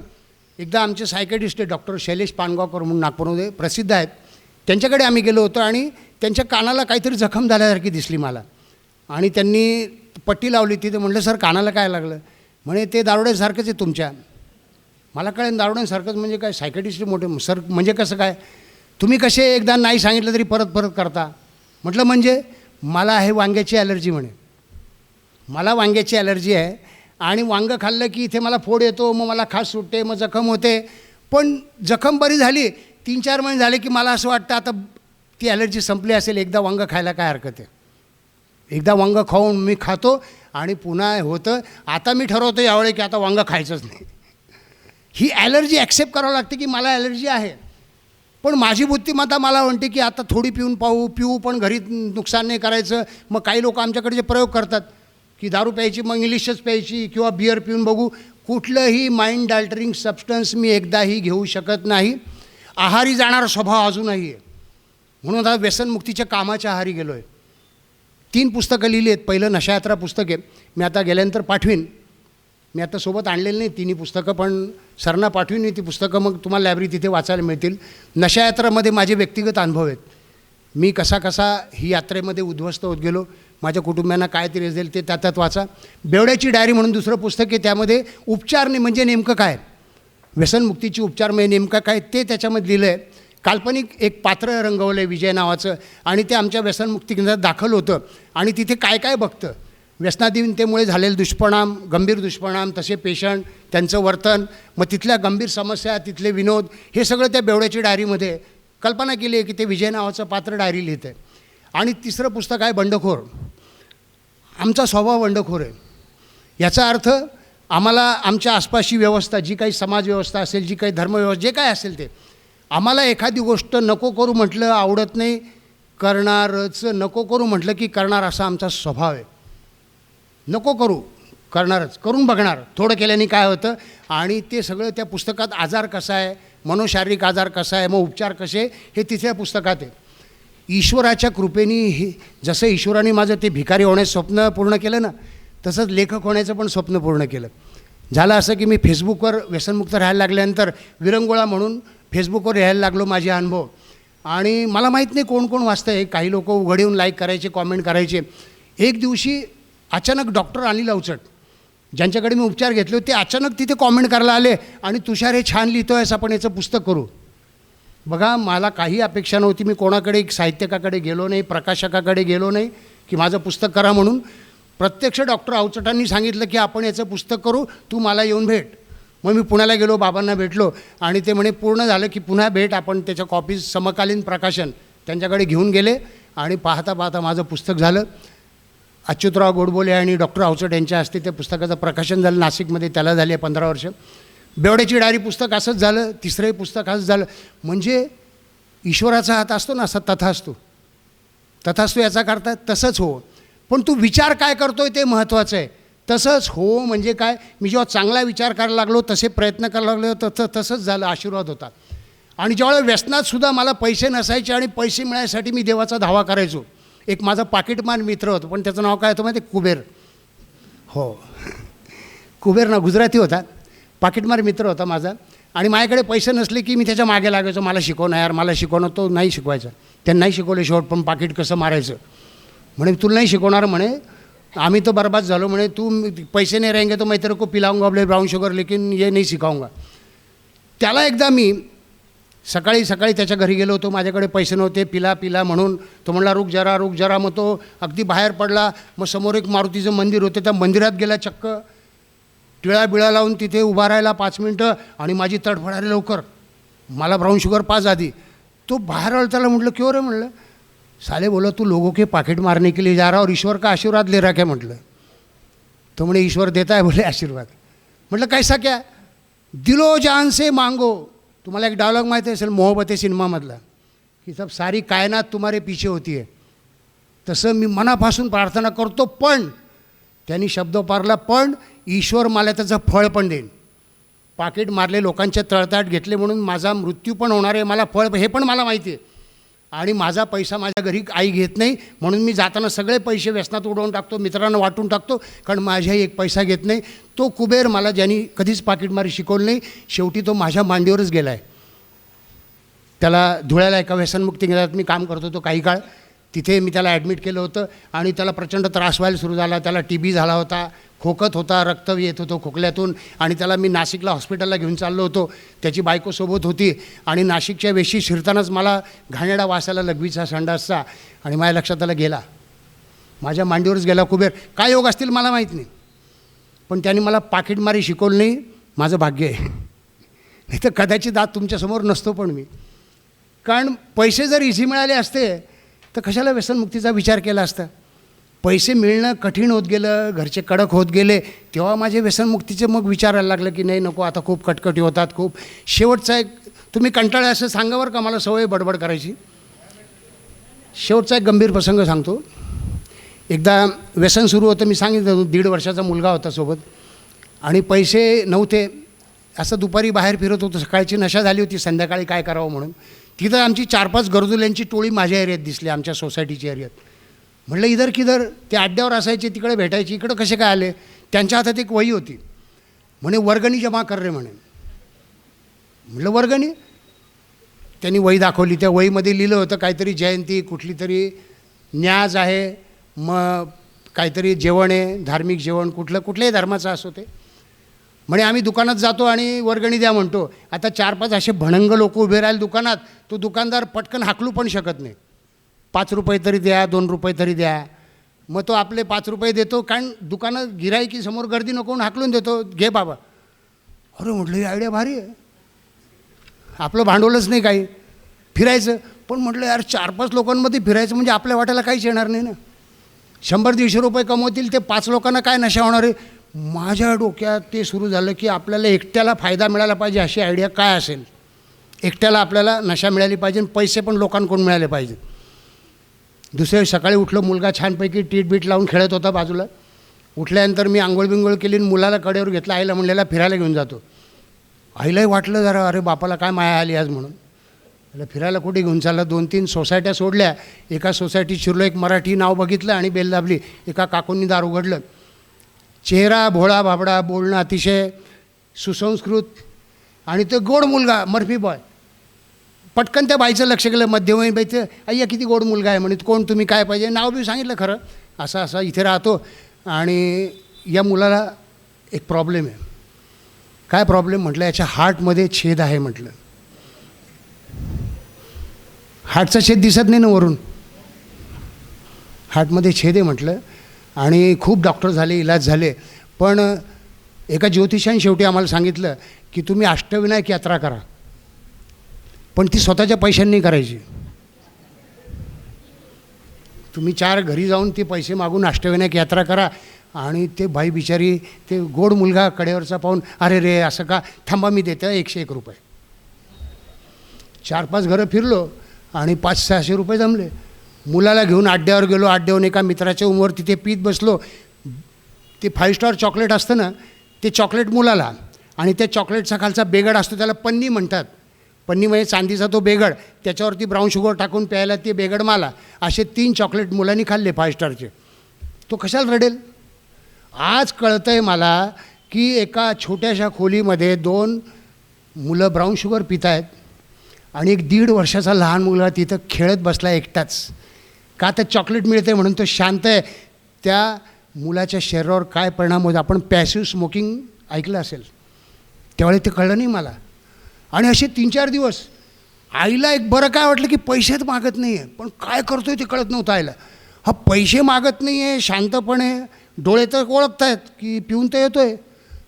मुलाला घेऊन जातो, आई म्हणे हा शांत कसा राहतो याकडे, 2-2, 3-3 तास तू येत नाही घरी. मी म्हटलं त्याला चॉकलेट देतो. आई संशयात होती, आईला नक्की माहिती होतं, बायकोलाही माहिती होतं काय भानगडे, पण त्यांना कळत नव्हतं. आणि एक दिवशी एका घरी गेल्यानंतर योगायोगानं आज झालं की त्या काकू ज्या होत्या त्या माझ्या आईच्या ओळखीच्या होत्या. अरे तू नातू काकूंचा मुलगा का म्हणे. अरे म्हटलं हो हो हो. म्हणे बोलल्या नाही कधी माझ्याकडे, मला भेटतात कधी कधी बाजारात म्हणे, मंदिरात बाजारात. मला म्हटलं नाही कधी की नातवाला असा असा प्रॉब्लेम, तू पुण्याला होता ना. हो म्हटलं आता इकडे झालो आहे. थांबा म्हणे, माझ्याकडे 500ची नोट आहे, तुला 100 रुपये द्यायचे, तू एक काम कर 2-4 घरं फिरून मग ये, तो पण सुट्टे होतील, माझे पैसे भाजीवाला येईल तर मी सुट्टे तुला देते. मी बाहेर पडलो आणि विसरून गेलो बरं का. पण ती बाई बिचारी इतकी प्रामाणिक आणि सज्जन, तिथे 100 रुपये घेऊन माझ्या घरी द्यायला गेली. माझ्या आईला अहो कसं काय हे 100 रुपये तुमचा नातू, माझी आई समजली आहे आता काय करतो आहे ते. नाही म्हणे आता झाले पैसे जमले म्हणे अष्टविनायकचे आणि आता गरज नाही म्हणून त्या बाईला परत पाठवलं. मी घरी आलो वाटच बघत, आता विकायचं बाकी ठेवलं आहे मुलाला. त्यानंतर ती पूर्ण केली मी यात्रा. किशोरकडेच आलो होतो पुण्याला आणि आम्ही गेलो होतो अष्टविनायक, पण त्याला मला 15 वर्षे लागली. पैसे जमवून स्वतःच्या पैशाने मग मुलाला आणलं फिरवून. मुलाला हे सगळं माहिती आहे माझ्या. त्यांनी माझं नशायात्रा पुस्तक वाचलं आहे आणि त्याच्या दृष्टिकोनातून मी हिरो आहे त्याचा. त्याला हे सगळं माहिती आहे की बाप आपल्याला घेऊन फिरला होता असं. पण त्याचं म्हणणं असं आहे की तुम्ही हे उघडपणे सांगताय ही किती मोठी गोष्ट आहे. कारण मान सांगावा जनात, अपमान सांगावा मनात, असं आपण म्हणतो. मी हे का सांगतो आहे सगळं की आपण हे पोचवा, तरुण पिढीपर्यंत पोचवा आणि प्रत्येकाला सांगा याच्यात पडूच नको रे बाबा. एकदा पडल्यानंतर तू बाहेर पडशील की नाही, किती नुकसान करून बाहेर पडशील याचं काही गणित नाही. व्यसनमुक्ती केंद्र म्हणजे जादूची छडी नाही. आम्ही प्रयत्न करत असतो. आमच्याकडचे येतात, सुधारतात, पुन्हा पुन्हा ॲडमिट करतात, वर्ष 2-2 वर्ष. आणि काही लोक अक्षरशः माणसातून उठतात, डोक्यावर परिणाम झाला, सायकोटिक होतात दारूमुळे किंवा ब्राऊन शुगर, ड्रग्ज. आता एक झोंबी म्हणून तुम्ही बघितलं असेल पेपरमध्ये, झोंबी व्यसन केल्यानंतर तो असा वाकलेल्या अवस्थेत उभा राहतो तासनतास. झायलोजिन म्हणून एक केमिकल येते, वेदनाशामक आहे घोड्यांना शांत करण्याचं. म्हणजे घोडे जेव्हा पिसाळतात किंवा घोडे बेफाम होतात तेव्हा शांत करण्याकरता वापरलं जाणारं ते औषध, ते इंजेक्शन आता व्यसनांमध्ये मिक्स केलं जातं आहे. हे वाढत जाणार आहे. हे यादी मी जे सांगतो आहे त्याच्यापेक्षा अजून पुढे वेगळे व्यसनं येतील. पडूच नका. प्रयोग म्हणून सुद्धा नको. कारण आयुष्याशी, केवळ माझ्या आयुष्याशी खेळ नाही तर माझ्या कुटुंबियांच्या आयुष्याशी मी खेळणार आहे. एकदा एका कॉलेजमध्ये गेलो होतो लेक्चरला आणि तिथे हे सगळं सांगितलं. आता मी व्यसनमुक्त आहे, मुलगा पण छान आहे, तो कुठलंही व्यसन करत नाही, मुलाला काहीच व्यसन नाही आहे. एक मुलगा उभा राहिला आणि त्यांनी प्रश्न विचारला, सर इसका मतलब ये है कि सब कुछ करके आदमी छोड़ सकता है. मला अरे म्हटलं घातक. छोड़ सकता है, ईश्वर की कृपा है मेरे ऊपर, इसके लिए मैंने छोड़ा. मेरे घर वाले मेरे पीछे पड़े, जेल तक मेरे को पहुंचाया. और ईश्वर की कृपा सबसे बड़ी है, कुदरत, ईश्वर, जो भी नाम दो आप.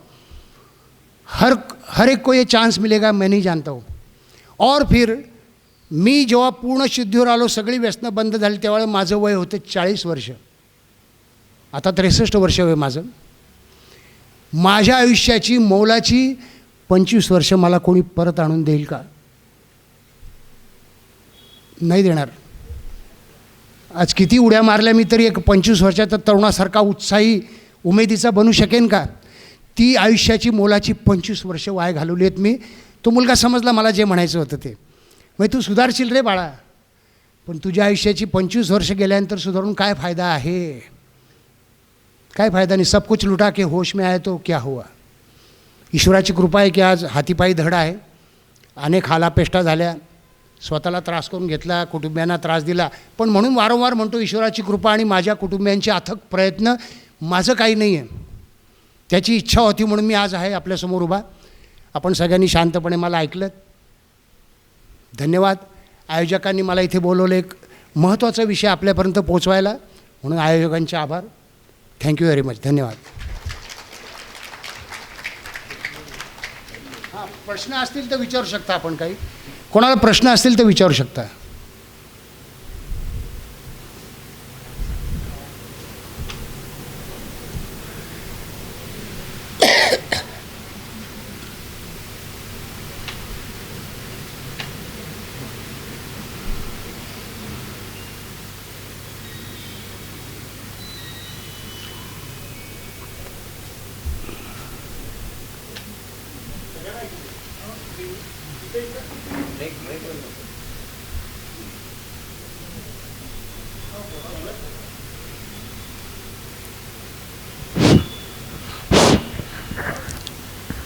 आपण ज्या वेळेला बदल केला म्हणजे ह्याच्यामध्ये त्यावेळेला काय औषधाचा वापर झाला ते महत्त्वाचं. औषधं व्यसनमुक्ती केंद्रात किंवा मला जी मिळाली ती औषधं फक्त व्यसन बंद करताना जो शारीरिक त्रास होतो, विथआउट सिम्पटम, ज्याला मगाशी मी सांगितलं की झोप येत नाही, चिडचिड होते, भूक लागत नाही, नॉशिएटिक वाटतं, उलट्या होतात, या सगळ्या गोष्टी करता ती औषधं असतात. आणि ती आमच्या व्यसनमुक्ती जेमतेम 4 ते 5 दिवस देतो आम्ही. एकदा त्याचं जेवण नॉर्मल व्हायला लागलं, निर्विषीकरण झालं म्हणजे डिटॉक्स झाला तो, की मग तो नॉर्मल जेवण औषध त्यावेळी असतं, योगाभ्यास, प्राणायाम आणि आमचं counselling, individual counselling, group counselling, diary writing, आत्मपरीक्षण, हे असं सगळ्या 5 ते 6 तास थेरपीज असतात. म्हणजे आम्ही गमतीने म्हणतो की युनिव्हर्सिटी आमची व्यसनमुक्ती केंद्र म्हणजे युनिव्हर्सिटी आहे. आणि आम्ही सगळे MD आहोत. MD म्हणजे master of drugs, master of alcohol. आणि आम्ही त्यांना विद्यार्थ्यांना तयार करत असतो आयुष्यात लढण्याकरता. स्वीकार करावं लागतं आयुष्यभर का जसं आहे त्या अंगाने. विल पॉवर हा शब्द सांगतो तुम्हाला औषध सांगतो. विल पॉवर हा शब्द आपण वापरतो एखादी गोष्टमुळे. विल पॉवर पाहिजे. आमच्याकडे विल होती ना. व्यसनमुक्ती केंद्रात प्रत्येक वेळा मी स्वतःहून गेलो आहे. फक्त जेलमध्ये मला टाकावं लागलं आहे. स्वतःहून गेलो आहे मुक्तांगणला, पण म्हणजे माझी विल होती की मला हे सोडायचं आहे, पण माझ्याकडे पॉवर नव्हती. पॉवर याचा अर्थ असा की ॲडजस्टमेंट करायला शिकणं, परिस्थितीशी जुळवून घ्यायला शिकणं. माझ्या मनाविरुद्ध परिस्थिती आहे, माझ्या मनाविरुद्ध घडतं आहे, त्याच्याशी मी जुळून घेतो का. सहनशीलता वाढवण्याची माझ्या कुटुंबियांकडे होती. मला सहन केलं इतकी वर्ष. कारण माझ्या मुलाला मी पहिल्यांदाच वॉर्निंग दिली जेव्हा तो मॅट्रिक पास झाला आणि त्याला पॉलिटेक्निकला ॲडमिशन घेतली. त्यानंतर त्यांनी डिप्लोमा केला, मग डिग्री केली. तेव्हा त्याला म्हटलं होतं की माझ्यापर्यंत एक जरी तुझी अशी तक्रार आली फालतूगिरीची, सरळ घरातून हाकलून देईन. मुलगा तुम्हाला भीत होता का? हां, तुमचं व्यसन होतं त्यावेळेला मुलगा तुम्हाला भीत होता का? खूप सुदैव सांगतो मी की त्यावेळेची गोष्ट. तो 5 वर्षात झाला तोपर्यंत माझं व्यसन बंद झालं होतं. त्यामुळे त्याला ते आठवतच नाही काय. हां हां, वयाच्या 5 वर्षाच्या खालच्या आठवणी शक्यतो नसतात. त्यामुळे त्याला आठवत नाही. सुदैव म्हणतो मी, कारण आठवत असतं तर कदाचित माझ्याविषयी तिरस्कार देखील वाटला असता. प्रतिकार करू शकत नाही. हां, त्यावेळी प्रतिकार नाही करू शकत. मी सांगितलं ना, प्रतिकार करायचा तो मला ओढायचा, पॅन्ट ओढायचा, मग आईचं ओढणी ओढायचा की याच्याशी भांडू नका म्हणून. पण नंतर त्याला सांगितलं, त्यांनी सगळं माझं वाचलं. त्याला म्हटलं बघ रे बाबा, मी जे भोगलं आहे ते मी आता तुला नाही भोगू देणार. त्यामुळे एकदा जरी चुकला, मला कळलं, प्रचंड शिक्षा मिळेल तुला. अर्थात माझ्या दममुळे नाही, त्याची उपजत ते ईश्वराची कृपाने तो सत्सद्विवेक त्याचा जागृत होता. त्याला एका ठिकाणी मॅट्रिकला क्लासला घातलं. त्यावेळी तो 2-3 दिवस क्लासला गेला आणि नंतर आला, बाबा मी जात नाही म्हणे. म्हटलं का बरं? तिथे 2-3 मुलं सिगरेट ओढतात म्हणे, मला आवडत नाही. तेव्हाच म्हटलं वाचला तुषार तू. कारण बापाने माझ्या जे भोगलं ते मला नाही भोगावं लागणार. माझा मुलगा चांगल्या लाईनीवर आहे. माझ्या वडिलांचं होतं आणि आम्ही त्यांना बदल केला. मी महापालिकेत लागलो गरिबीतून, आणि वडील मिरजेतले, आमचं आदर्श फाउंटन पेन दुकान, आणि बंधूंच्या आणि मुळं वडिलांचं व्यसन सुटलं. Very good. म्हणजे त्यांच्या 60-65 वयात, आणि ते 81 वर्षापर्यंत जगले. पण त्यांची सेवा करता आली मला चांगली. आणि तुमचं ऐकल्यानंतर मला फार आनंद झाला. धन्यवाद. काही लोक आपण बघितले असतील की ज्यांनी कुठेच व्यसनमुक्ती केंद्रात गेले नाही, एका कुठल्या तरी क्षणी आध्यात्मिक जागृती झाली. स्पिरिच्युअल अवेकनिंग म्हणतात त्याला आम्ही. की एका कुठल्या तरी क्षणी त्यांना जाणवलं की नाही आता बस झालं, आणि त्यांनी सोडून दिले. असेही लोक तुम्हाला माहिती असतील. आमचे पालक असतात काही, ते आपण सांगतात सर याला इतक्या वेळ ॲडमिट केलं, हा सुधारत नाही. मी पण पित होतो, पण एक दिवशी माझी सटकली, म्हटलं आता बंद म्हणजे बंद, आणि माझी बंद झाली. आम्ही त्यांना म्हणतो ते लोक भाग्यवान आहेत. पण त्याला जमलं म्हणून प्रत्येकाला जमेल असं नसतं. काही लोक मूलतः मनाने खूप खंबीर असतात, ते थोडेसे भरकटतात आणि एका क्षणी ते टाळ्यावर पण येतात. आम्ही मनानेच खंबीर नव्हतो. म्हणून विल पॉवरसाठी, पॉवरमध्ये सगळ्यात पहिले ॲडजस्टमेंट, दुसरी सहनशीलता, आणि तिसरा त्याग. ह्या गोष्टी केल्या की पॉवर तयार होते. मग आपल्या ध्येयासाठी आपल्याला पुढे जाता येतं. जसं एखादा मॅट्रिकमध्ये पहिला येणारा विद्यार्थी, तो आहे त्या परिस्थितीत अभ्यास करतो. तो हटून बसत नाही की मला असंच वातावरण पाहिजे, एसीच पाहिजे. आहे त्या परिस्थितीत अभ्यास करतो. सहनशील असतो, 8-8, 12-12 तास अभ्यास करतो आणि त्याग करतो. त्या काळात तो सिनेमा बघत नाही, टी व्ही बघत नाही, मोबाईल बघत नाही. तेव्हा ती पॉवर त्याला पहिला आणते बोर्डात. ती पॉवर आम्हाला घ्यावी लागते आणि ती शिकवतो आम्ही व्यसनमुक्ती केंद्रात. सर नमस्ते. या सगळ्यामध्ये काउन्सिलिंगचा पार्ट किती महत्त्वाचा होता असं तुम्हाला वाटतंय हे मला विचारायचं होतं. कारण आपण काउन्सिलिंग ऐकतो, त्याच्या टेक्निक्स पण आपण पाहतो आणि घरामध्ये या सगळ्या गोष्टी झालेल्या असतात. खरं तर तो आत्मपरीक्षण कर, या सगळ्या गोष्टी कर, डायरी लिही, काय घरामध्ये पण आपण अनेकदा बोलतो, मित्रमैत्रिणींशी बोलतो. पण मग काउन्सिलिंगमध्ये असं काय वेगळं तुम्हाला जाणवलं की ज्यातून त्याला बाहेर पडण्यासाठी मदत झाली? महत्त्वाचा पार्ट आहे काउन्सिलिंग हा आमच्या उपचारामधला. काउन्सिलिंग म्हणजे आम्ही त्याला एक प्रकारे शांत करतो. एक प्रकारे आधी त्याची समस्या समजून घेणं, त्याला बोलतं करणं की तू का पितोस, तुला काय दुःख आहे, काय समस्या आहे. खरं तर आम्हाला माहिती असतं दुःख वगैरे नाही, हा आजार आहे आणि दुःख वगैरे सगळी कारणं आहेत त्या आजारासाठी निर्माण केलेली. पण त्याला आम्ही सगळ्यात प्रथम की तू नालायक आहे असं कधीच म्हणत नाही. घरीत नेमकं तेच चुकतं. घरी त्याला आजारी म्हणून बघत नाही, तर हा मुद्दामच करतो, हा असाच आहे, हा कधी सुधारणारच नाही, असं जे घरी बोलतात ना ते तो बिथरतो. मी म्हटलं ना बंडखोर असतो तो, बिथरतो. मला माझा भाऊ असं करायचं म्हणजे मुद्दाम नाही करायचं. त्यावेळे हे पालकांचं मानसशास्त्र वगैरे काही गोष्टी नव्हत्याच त्यावेळेला. माझा भाऊ एखादी गोष्ट म्हटलं ना, आता तुला पहिला नंबर आला ना, माझा पण पहिला, हॅट तू येऊ शकत नाही पहिला असं म्हटलं की मला राग यायचा, येऊ शकत नाही. पण मी उलटं करायचो, नाही येत ना, जाऊ दे मी नाही करत अभ्यास. आणि मग नंतर म्हणायचो तूच मला मागे खेचतो, मी काही म्हटलं चांगले प्लॅन दिले की तू म्हणतो जमणार नाही जमणार नाही. आता नंतर कळलं की भाऊ खरं तर मला इरेला पाडायला बघत होता की तू ईर्षेने पेटून उठ आणि कर. म्हणून आम्ही ते पथ्य पाळतो की कुठल्याही केसमध्ये आम्ही गॉन केस म्हणत नाही किंवा तू सुधारणारच नाही, तू नालायक आहेस. आम्ही म्हणतो तू आजारी आहेस आणि तू स्वतःला का त्रास देतोयस. पण पालक नेमकं काय होतं की पालक म्हणतात तुझ्यामुळे आम्हाला किती त्रास होतो. मग तो शोधतो तुम्ही मला कसा त्रास दिला, मग तुम्ही माझ्याशी लहानपणी कशी वागले, मग तुम्ही पण असं केलं, तुम्ही त्याच्यात लाड जास्ती करता. त्याला आम्ही शक्यतो संधी हीच देतो की तू तुझं आत्मपरीक्षण कर आणि तुला सुधारायचे, तू स्वतःला कारण व्यसनामुळे सगळ्यात जास्त मुख्यतः माझं नुकसान झालं, माझ्या पालकांचं झालं, हे नंतरची गोष्ट आहे सगळी. पण सगळ्यात आधी म्हटलं तशी आयुष्याची अनमोल अशी 25 वर्ष मी वाया घालवली आहेत. आम्ही त्याला ते समजावतो की तू नालायक नाही, तू वेडा नाही आहे, तू वाईट नाही आहे, तू आजारी आहेस आणि म्हणून तुझ्या आजारातून बरं व्हायचं आहे. आणि कुठल्या माणसाला आजारी राहायला आवडत नाही. तुला बरं व्हायसाठी तुझी शक्ती वापर. मात्र मी सांगितलं स्वीकार करावा लागतो. जसा माझा जन्म होणं माझ्या हातात नव्हतं, निसर्गाचा पहिला नियम जन्म मृत्यू माझ्या हातात नाही आहे. मी किती ठरवलं की मी असा जन्म घ्यायला पाहिजे, माझ्या हातात नव्हतं. मृत्यू पण माझ्या हातात नाही, कधी येईल कसा येईल. आत्ताही बोलता बोलता हार्ट अटॅक येऊ शकतो कोणाला येतो. तसंच दुसरा नियम आहे निसर्गाचा सुख आणि दुःख. म्हणून समर्थांनी म्हटलं जगी सर्व सुखी असा कोण आहे. आम्हाला त्याला हे पण शिकवावं लागते की तुझ्या आयुष्यात दुःख येणार. पण व्यसनीचं कसं असतं की जेव्हा सुख येतं तेव्हा तो अशी कॉलर टाईट करतो, आपण आहेच वैसे, अहंकार वाढतो.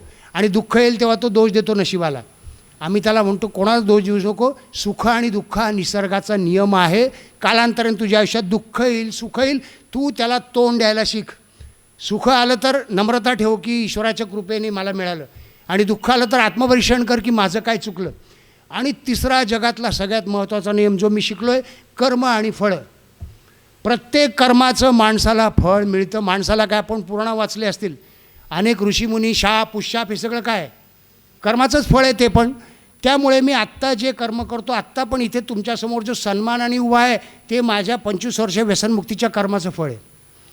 आणि मी जेलमध्ये होतो ते 25 वर्ष व्यसनाचं फळ होतं. हा नियम कोणाला चुकला नाही, कोणीही असो त्याला हा नियम. जगी जीवनाचे सारं घ्यावे जाणून सत्वर, जैसे ज्याचे कर्म तैसे. प्रल्हाद शिंदेंची काय सुंदर गीत आहे, जैसे ज्याचे कर्म तैसे फळ देतो रे ईश्वर. फक्त असंच आहे की ईश्वराचं फळ आपल्याला दिसत नाही बऱ्याचदा, किंवा एखाद्या व्यक्तीला काय फळ मिळावं असं मला वाटतं की यांनी खून केला, असं केलं पाहिजे तसं. तो आहे त्याचे CCTV कॅमेरे सगळीकडे आहेत. माणूस पुरणार नाही अशा ठिकाणी तो आहे. माझा विश्वास आहे त्या शक्तीवर. कुठल्या जाती धर्माच्या देवाचं नाव देणार नाही, पण निसर्ग ही सगळ्यात वरची शक्ती आहे. त्याचे तिसरा नियम कर्मफळं. आणि पुन्हा एकदा मला असं झालं होतं की एक लूत भरलेलं कुत्रं, तुम्ही बघितलं की लूत भरलेलं कुत्रं, त्याला कोणी जवळ नाही करत. ते असं त्याची त्वचा कोरडी झाली असते, खाजवत असं पळतं इकडे तिकडे, हाडाड करतात. एक माझा आध्यात्मिक मित्र होता आणि मी तो व्यसन करतो. मला म्हटलं, मी म्हटलं अरे रे बिचारा, म्हणे पुढच्या जन्मीचं तू आहे म्हणे. अरे यार म्हटलं असं काय म्हणतो, कर्मण फळं. म्हटलं काय आत्ता म्हणे तू लोकांशी असं वागतो ना, तुला पुढच्या जन्मी असं होणार आहे म्हणे. म्हटलं नाही यार, कर्माचं फळ असं असतं, कर्माचं गणित असं आहे की बॅलन्स कॅरी फॉरवर्ड. मरेपर्यंत पाठ सोडणार नाही तुमचे कर्म आणि त्याचं फळ मेल्यानंतर ज्या जन्मात जाल तिथे देखील निसर्ग आपलं फळ पूर्ण करतो. चांगल्या पण आणि वाईट पण. चांगल्या कर्माचं पण फळ मिळणार आणि जितका वेळ लागतो फळ मिळालं तितकं व्याजासहित मिळतं. म्हणजे वाईट कर्माचं फळ मिळायला वेळ लागतो. मी गुन्हा केला ताबडतोब जेलमध्ये जाणार, पण जेव्हा मिळेल तेव्हा व्याजासहित मला ते नुकसान भोगावं लागेल.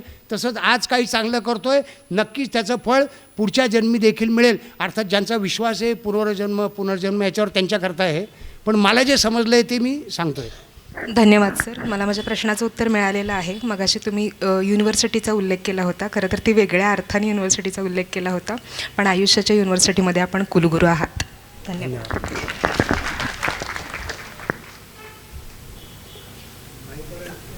माईक.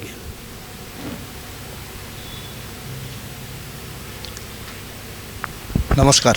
नमस्कार. जोपर्यंत व्यसनी माणूस ठरवत नाही की मला यातून बाहेर पडायचं आहे, तोवर औषधं किंवा घरच्यांचं काउन्सिलिंग किंवा बाहेरच्यांचं काउन्सिलिंग याचा काही फरक पडतो का? हा एक सर्वसाधारण आमच्याकडे उपचार घेणार म्हणतात आखिर में आपने मन के ऊपर आहे. आमचे मित्र म्हणतात असे उपचार घेणार आहे, पण ज्याचं मनच आजारी आहे, तुम्ही लक्षात घ्या, ज्याचं मनच आजारी आहे. कारण सगळ्यात आधी व्यसन त्याच्या मनाला घेरतं. Psychosomatic disorder. ज्याचं मनच आजारी आहे तो मन ठरवेल कसं? तुम्ही एक लक्षात घ्या की कुठलंही कोर्टाचं डॉक्युमेंट असतं, ॲग्रीमेंट तयार करताना आपलं पहिलं वाक्य काय असतं? मी कुठलेही नशा पाणी न करता लिहून देत आहे. म्हणजे कायद्यालासुद्धा मान्य आहे की नशा पाणी केलेला माणूस निर्णय घेऊ शकत नाही, योग्य निर्णय घेत नाही. मग जो व्यसन करतोय तो निर्णय कसा घेऊ शकेल? कारण त्याला रोज व्यसनाचाच निर्णय घेता येतो ना, त्याला ते विड्रॉल्स होतात. त्यामुळं आमच्याकडे आत्ता जे 140 लोक उपचार घेत आहेत नागपूरमध्ये, त्यापैकी 100 लोक आम्ही घरातून जबरदस्तीने उचलून आणलेले आहेत. आम्ही त्याला गमतीने पालखी म्हणतो. कारण तो तयारच नसतो, तो मान्यच करत नाही माझी काही चूक आहे. पीत असताना तो हेच म्हणतो की मी दुर्दैवी आहे, माझ्यावर अन्याय झाला, लोक मला समजून घेत नाही आणि जगात कोण पीत नाही, मी पाहिजे तेव्हा सोडू शकतो. घरात कधीकधी वृद्ध गृहस्थ असतात, ते हातबल असतात, त्याला आम्ही समजावं कसं? मग आम्ही त्यांना म्हणतो काळजी करू नका, आमचे 4-5 बॉडीगार्ड येतात चांगले बाउन्सरसारखे आम्ही, आणि टक्कल बिक्कल त्याच्याकरताच केलं आहे. म्हणजे जरा थोडंसं ते शेट्टी होता ना एक विलन, त्याचं इम्प्रेस अरे आला बाय, तसा टक्कल बिक्कल बघून तो नशेतला माणूस शिकून घाबरतो, हा कोण आला समोर म्हणून. आणि मग ते ठेवणीतला चला चाल वाट, ते सगळं शिकलो आहे पूर्वीच गुंडगिरी वगैरे. त्यामुळे त्याला उचलून आम्ही घेऊन येतो, तो फसतो, आल्यानंतर आरडाओरडा करतो, रडतो. मग सगळ्यात आधी मानवाधिकार आयोग, लोकशाही, संविधान, मी तुमची कंप्लेंट करेल, तुमच्यावर केस करेल, तुमचं केंद्र बंद काढेल, मानवाधिकार आयोगाची नोटीस येईल. आहे म्हणतो इथून बाहेर यायला काय करायचं ते कर. आत्ता सध्या तो आमच्याकडे आहे आणि आमची काय म्युन्सिपाल्टीची गाडी नाही जी कुत्रे पकडत फिरते. आम्हाला तुझ्या घरच्यांनी सांगितलं आहे तुला सुधारण्याकरता आम्ही घेऊन आलेलो आहे, तू चांगला झाला तर तुझाही फायदा आहे त्याचा. मग हळूहळू 4-5 दिवस कटकट करतो, मी जेवणार नाही, मी असं करीन, पण आम्हाला सगळं आम्ही गेलो ना त्याच्यातून. मग मी आत्महत्या करीन, मग मी मेलो, तुम्ही जबाबदार आहे. होत काही नाही दारुड्या, फक्त मी स्वतः आत्महत्येचे 5 वेळा प्रयत्न केले आहेत घरच्यांसमोर. आमच्याकडे CCTV कॅमेरे लावले आहेत, सगळे एकमेकांवर लक्ष ठेवतात. निवासी कार्यकर्ते आहेत 15, आणि ते रात्रीचे 3 लोक जागरण करतात, नाईट ड्युटी असते त्यांची. त्यामुळं मग ते हळूहळू त्यांना गोडी लागते. लहान मुलगा पहिल्यांदा शाळेत आपण घेऊन जातो, त्याला शाळा काय माहितीच नसते, त्यामुळे रडतात की नाही. लहान मुलं रडतात ना शाळेत नेताना. मग आईला उभं राहतं खिडकीच्या बाहेर, तो मुलगा आईकडे बघतो, आहे ना आहे ना. मग काही लोक, मी तर असं होतं की डबा खाल्ला की झाली शाळा, डबा खाऊन घरी, असे असतात. तर तिथे त्याला गोडी लावावी लागते आणि आमची ती जबाबदारी असते. आम्ही त्यातून गेले असल्यामुळे आम्हाला माहिती आहे तो वाईट नाही आहे. त्याचे विचार भरकटलेत, त्याला जरा चुचकारून गोडी गुलाबीने कधी दमदाटी करून त्याला थांबवतो. आणि थांबला की त्याला पटतं की माणसं चांगली आहेत. फक्त यांचा जो पद्धत होती मला उचलून आणायची, त्यांच्या अहंकारावर प्रचंड धक्का बसतो सगळ्यात मोठा. कारण दारोड्याला वाटतं माझ्यासारखा बलवान कोणी नाही, शक्तिमान कोणी नाही. आणि माझ्या घरात रात्री अचानक 4-5 लोक येतात, मला एड्यात काढून उचलून उल्लू बनवून घेऊन जातात आणि व्यसनमुक्ती करतात. त्याच्या डोक्याच्या बाहेरचं असतं, अहंकार दुखावतो म्हणून प्रतिकार करतो. बाकी त्याला विल निर्माण पण करता येते, इच्छा जी येते निर्माण पण करता येते. सर नमस्ते. नमस्कार. बऱ्याच वेळा तुम्ही पहिल्यांदा सांगितलं की त्या वाटेला जाऊच नका, न गेलं सगळ्यात उत्तम. परंतु जेव्हा आम्ही मित्रांच्यासोबत वगैरे गप्पा मारत असतो किंवा समजा एखाद्या अति पिलेल्या माणसाला आपण डॉक्टरांच्याकडे घेऊन गेलो तर डॉक्टर कधी कधी म्हणतात की पीत जा, पण थोडं थोडं पीत जा. किंवा मुलांच्यामध्ये पण असा एक ट्रेंड आहे, तुम्हाला माहीत असेलच, एखादी पेग घेतली तर काही होत नाही, किंवा काही लोक रोज एखादी पेग घेत असतात, त्या संदर्भात दारुड्यांचे प्रकार सांगतो तुम्हाला मी, मग तुमचा शंका निरसवली पूर्णपणे. दारुड्यांचे प्रकार सगळ्यात पहिला ऑकेजनल ड्रिंकर्स. ऑकेजनल म्हणजे वर्ष 6 महिन्यातून म्हणतात ना की एखादं पेग रोज तुम्ही थोडंफार हां, मग घेतलं सांगतो ना तुम्हाला ते प्रकार. त्याच्याकरता सांगतोय की तुमच्या प्रकारापर्यंत येतो मी. तुमच्या म्हणजे तुम्ही विचारत असलेल्या पहिला ऑकेजनल ड्रिंकर, याचा अर्थ वर्ष 6 महिन्यातून एखाद्या वेळी पिणारा. स्वतःचा वाढदिवस असेल किंवा पाहुणे जमलेत आणि आज मूड आहे गप्पा मारांचा म्हणून 2-3 पेग पिणारा ऑकेजनल ड्रिंकर, जे 3-4 महिने पुन्हा आठवणही येत नाही आणि पितही नाही. सगळ्यात पहिला प्रकार. दुसरा प्रकार आहे सोशल ड्रिंकर किंवा प्लॅन ड्रिंकर. सोशल किंवा प्लॅन ड्रिंकर याचा अर्थ असा की काही सरकारी नोकर आहेत जे शनिवारी पितात, कारण रविवारी सुट्टी असते. शनिवारी रात्री छानपैकी नॉनव्हेज बिनव्हेज आणि मग मस्त 2-3 पेग, एखादी क्वार्टर 2 क्वार्टर पितात आणि रविवारी जरा आराम करतात. सोमवार ते पुन्हा शनिवार ते विषय काढत नाही दारूचा, पितही नाही. कोणी म्हटलं तरी ते दुर्लक्ष करतात. पण अशा लोकांचा एक धोका सांगतो. बँकेने जेव्हा व्हॉलेंटरी रिटायरमेंट सुरू केली होती त्यावेळी मी मुक्तांगणलाच काम करत होतो. अचानक बँकेतले निवृत्त कर्मचारी वाढले उपचारांना. मग आम्ही अभ्यास केला. अरे म्हटलं निवृत्त कर्मचारी अचानक. मग आमच्या लक्षात आलं हे सगळे होते सोशल ड्रिंकर आणि ते एकदम रिकामे झाले आणि हाताशी पैसा आला. रोज नोकरीची जबाबदारी होती म्हणून ते सोमवार ते शनिवार पित नव्हते आणि शनिवारी पित होते, पण आता दिवसभर रिकामे आणि रिटायरमेंट घेतल्यामुळे हातात पैसा आला भरपूर व्हॉलेंटरी रिटायरमेंटचा आणि विरंगुळा म्हणून ते रोज प्यायला लागले आणि शेवटी ॲडमिट व्हायला लागले. म्हणजे हे पण घातकच आहे. सोशल ड्रिंकर जे 15 दिवसातून एकदा किंवा आठवड्यातून एकदा पितात. तिसरा आहे रेग्युलर ड्रिंकर. 1.5 पेग, फक्त 1.5 पेग.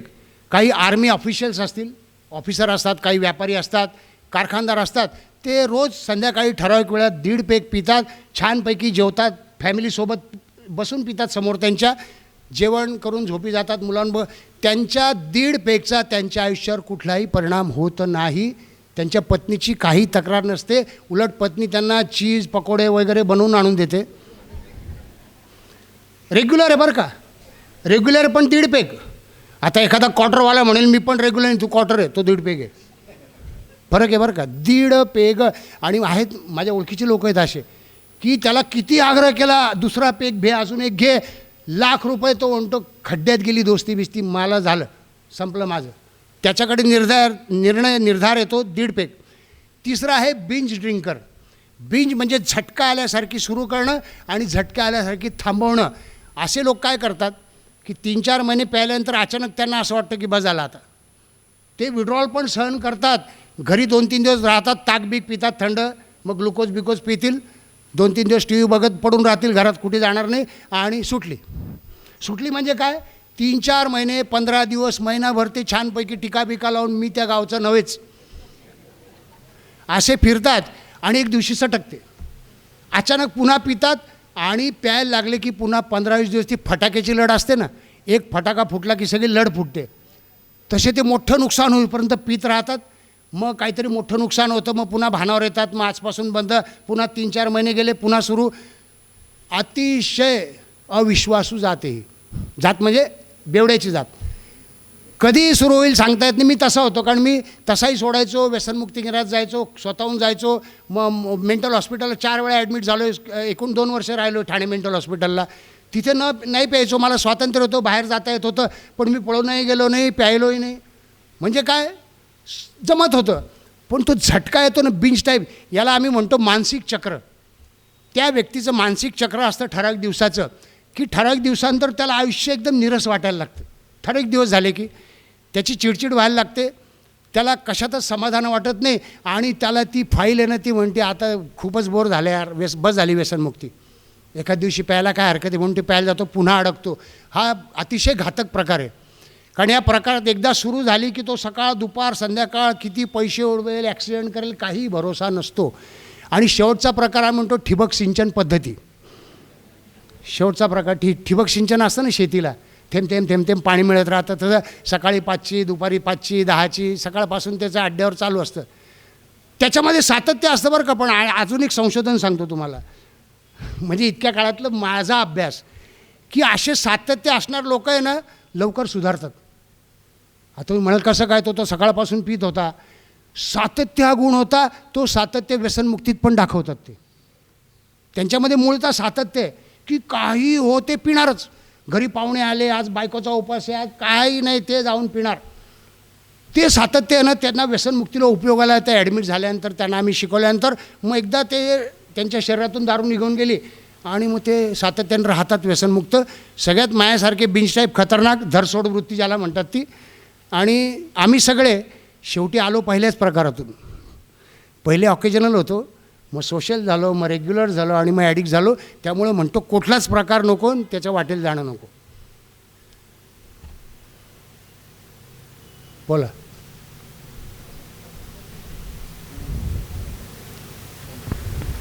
हां, डॉक्टर सांगायचा मुद्दा राहिला आहे. डॉक्टर म्हणतात, डॉक्टरचं काय जातं? सगळ्यात पहिला मुद्दा, डॉक्टरचं काय जातं? हल्ली असे पण प्रबंध प्रकाशित होत आहेत की हृदयासाठी एक पेग उत्तम, अशी बातमी येते बरं का. आणि मग कुठला तरी प्रबंध प्रकाशित झाला कुठल्या तरी मेडिकल जर्नलमध्ये आणि तिथे त्या डॉक्टरने संशोधन लिहिलं की हृदयरोगासाठी एक पेग अल्कोहोल उत्तम. त्या प्रबंध करणाऱ्याचं काय जातं? आणि एक पेगनी तो थांबणारा असतो, एक पेग पिणारा व्यसनमुक्ती केंद्रात येतो का? आणि आम्हाला ॲलर्जी असल्यामुळे मी एक पेगवर थांबू शकत नाही. त्या डॉक्टरांचं काहीच जात नाही हो सल्ले द्यायला. अनेक आमच्याकडे ॲडमिट होणारे दारुडे फार हुशार असतात बरं का. आम्ही जेव्हा सांगतो ना लिव्हर येते, तो म्हणतो सर मी दर आठवड्याला लिव्हर टेस्ट करतो. दर आठवड्यात लिव्हर टेस्ट करतो, त्यामुळे लिव्हरला काय नाही. मग त्याला समजून सांग, लिव्हर नाही रे बाबा, ब्रेन. लिव्हर हा एक वेगळा भाग आहे, लिव्हर पण ब्रेन पण असं सगळं. त्यामुळं डॉक्टर त्यांना सल्ला देतात काही केसमध्ये, तुला सोडता येत नसेल तर थोडी घ्यायला हरकत नाही. डॉक्टर सल्ला देतात, तो घरी सांगतो बरं का, डॉक्टरांना भेटून डॉक्टर म्हणे थोडी घ्या. अरे पण थोडी पिता येत नाही ना. ॲलर्जी, मगाशी काय शब्द सांगितला मी, ॲलर्जी आहे. मेंटल ऑब्सेशन तयारच असतं, म्हणजे मानसिक आकर्षण त्या दारूच्या आनंदाचं. आणि फिजिकल ॲलर्जी एकदा घेऊन थांबता येत नाही. त्यामुळे हे डॉक्टर वगैरे आपल्या कामाला नाही येणार, ते फिजिशियन वगैरे त्यांचं ते जाऊ द्या. डॉक्टरचं सगळं ऐकतच नाही आपण, असं आहे ना. नमस्कार, मी स्वतः व्यवसायानं डॉक्टर आहे आणि अनेक पेशंटना ॲब्स्कॉन करून ॲडमिट करावं लागतं असा माझा अनुभव आहे. पण माझा अनुभव असा की बहुतेक व्यसनमुक्ती केंद्रात मुक्तांगणसारख्या 3 आठवड्याचंच लिमिट असतं. तेवढ्यात पेशंट समजा जास्त दिवस ठेवायची परवानगी जरी असली तरी पेशंट घरच्यांच्या हातापाया पडतो. महिनाभर होत आला की घरी यायला अगदी डोळ्यात पाणी आणून बायको विरघळते, घरी आणतात त्याला आणि पुन्हा आलेक्षणी सुरुवात होते. मग व्यसनमुक्ती केंद्रात किती दिवस ठेवलं पाहिजे पेशंट? असा ठराविक कालावधी तर नक्की सांगताच येणार नाही मला, कारण मी स्वतः 6-6 महिने वर्ष राहिलेलो आहे. पण आम्ही आमच्याकडे किमान 3 महिने सुचवतो आणि पहिल्यांदाच ॲडमिट केल्यावर पालकांना सांगतो की 3 महिने याला डिस्चार्ज आम्ही करणार नाही. आमचं उपचारकांचं समाधान होणार नाही तोपर्यंत आम्हाला सोडणार नाही आणि 3 महिने सांगतो त्याला. पण काही लोक आहेत की पुढच्या वेळेस 3च्या दुप्पट करावं लागतात 6 महिने, काही लोक मग 3च्या तिप्पट करावं लागतात 9 महिने. कारण आमचं म्हणणं असतं की त्याला नॉर्मल जीवनाची सवय लागण्यासाठी तिथे राहू द्या. कारण नॉर्मल जीवनाचा अर्थ काय की दैनंदिन जीवनात रोज सकाळी उठल्यापासून रात्रीपर्यंत अनेक अडचणी असतात, अनेक समस्या. त्याला तोंड द्यायला मानसिक ताकद येऊ द्या. 1 वर्षभर तो जेव्हा व्यसनमुक्ती केंद्रात राहतो तेव्हा अनेक प्रकारची ॲडजस्टमेंट शिकतो. कारण व्यसनमुक्ती केंद्रात त्याच्या मनासारखं घडत नाही.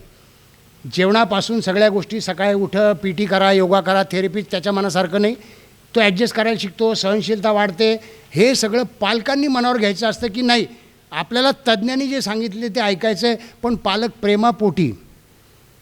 प्रेमापोटी चुका करतात. म्हणून आमचं पालकांना पण काउन्सिलिंग फार महत्त्वाचं असतं. पालक फार वेगळ्या प्रकारचे असतात.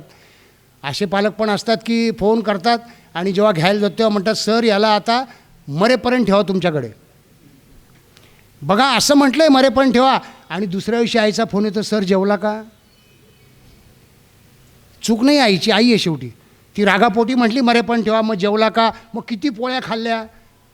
मग तो आनंदाने राहतो का? आमच्याबद्दल काय बोलतो का? आम्हाला पालकांना समजून सांगावं लागते. त्याला उलट तुम्हाला मिस करू द्या, त्याला घरचं जेवण मिस करू द्या. कारण घरी सगळं सोन्याचा घास होता. अनेक दारुडे तुमच्या परिचयातले माहिती असतील की घरचे म्हणतात की बसून खा पण दारू पिऊ नको. कामधंदा नाही केला तरी चालेल, मलाही म्हणायचे बसून खा पण पिऊ नको. वास्तव सिनेमा एकदा चालू होता. वास्तव सिनेमा शेवटचा सीन तुम्हाला माहिती आहे ना, ती त्याची आई संजय दत्तला मारून टाकते घोडा दाखवतो तो त्यावेळी ती मारून टाकते.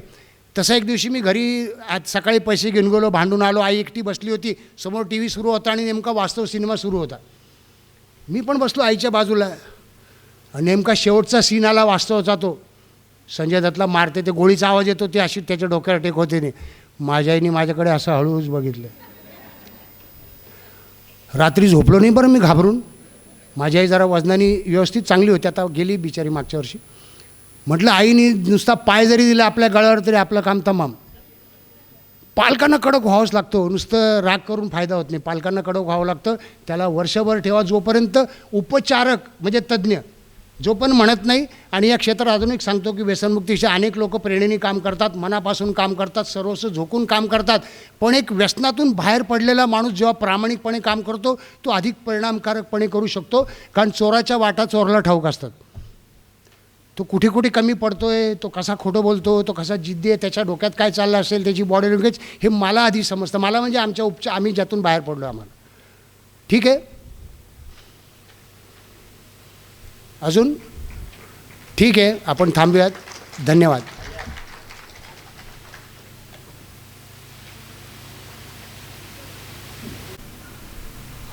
आपण आभार मानतोय ते आजच्या व्याख्यानाचे पुरस्कर्ते, प्रायोजक असे जे अभ्यंकर कुटुंबीय त्यांचं, कैलासवासी रामचंद्र बापूराव अभ्यंकर वकील व कैलासवासी सौ जानकीबाई रामचंद्र अभ्यंकर यांच्या स्मृतीप्रित्यर्थ या व्याख्यानाचं प्रयोजन त्यांनी केलं होतं.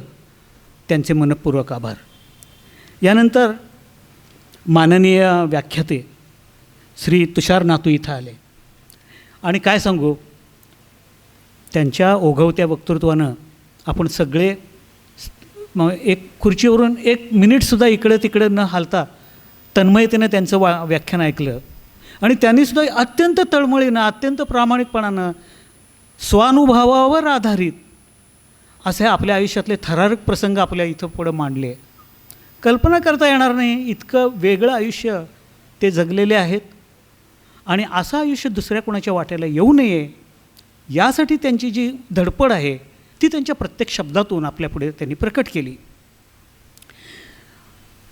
नातू सर, आम्ही आपले नुसते आभारीच नाही तर ऋणीसुद्धा आहोत. आज या ठिकाणी खरं सांगायचं तर आपल्या घराघरातले जी तरुण पिढी होती आपल्याबरोबर, नेहमी आपण इथं येतो पण आपल्याबरोबर तरुणांची संख्या थोडी कमी व्हायला लागलेली आहे. हळूहळू ती वाढणं आवश्यक आहे. असं एखादं व्याख्यान जेव्हा ते ऐकतील त्यावेळेला त्यांच्या विचारधारेमध्ये आमूलाग्र बदल होईल यात अजिबात मला तरी संशय वाटत नाही. उद्यापासून आपण हे चित्र आणखी बदलायचा प्रयत्न करू आणि आपल्याबरोबर तरुणाईला पण बोलवून घेऊ. यानंतर आपण श्रोतृवर्ग नित्यनेमाने इथे येता. वसंत व्याख्यानमाला ही आपल्यासारख्या प्रौढांची नसून तरुणांची आहे. हा एक रिलेचा खेळ आहे. रिलेसारखं जसं आपण रिलेचा लहानपणी खेळ खेळतो, आपल्या हातातलं दुसऱ्याच्या हातात द्यायचं, तसं ही व्याख्यानमाला हळूहळू तरुणांच्या हातात द्यायला पाहिजे आहे. आणि त्याचमुळं आपल्याला 101 काय 201 वर्षसुद्धा मग आपण हा खेळ असाच रंगवत जाऊ. तर तरीसुद्धा आपण इथे येता, आपुलकीनं व्याख्यानं ऐकता, आपले पण मनःपूर्वक आभार. शेवटचं आणखीन एक निवेदन आहे. ते उद्या दिनांक सोमवार 4 मे रोजी आपल्या सर्वांना आजच्याच वेळी याच प्रांगणात एकत्र यायचं आहे. भारतीय संगीत संस्कृती या विषयावरती मान्यवर वक्त्यांचं हितगुज आपण ऐकणार आहोत. आणि वक्ते आहेत संगीत विषयक अनेक राष्ट्रीय व आंतरराष्ट्रीय पुरस्कार विजेते सितारवादक उस्ताद उस्मान खान. तर विसरू नका, वेळेवर या आणि सोबत घरातल्या आणि आसपासच्या तरुण अशा आणि विद्यार्थी अशा श्रोतृवर्गांनाही आणा. त्यांनाही या कार्यक्रमाचा लाभ घेऊ देत, आनंद घेऊ देत आणि सवय लागू देत. बस आपला आजचा हा कार्यक्रम इथे समाप्त होतो आहे. अध्यक्षांच्या परवानगीनं मी हे घोषित करतो. धन्यवाद.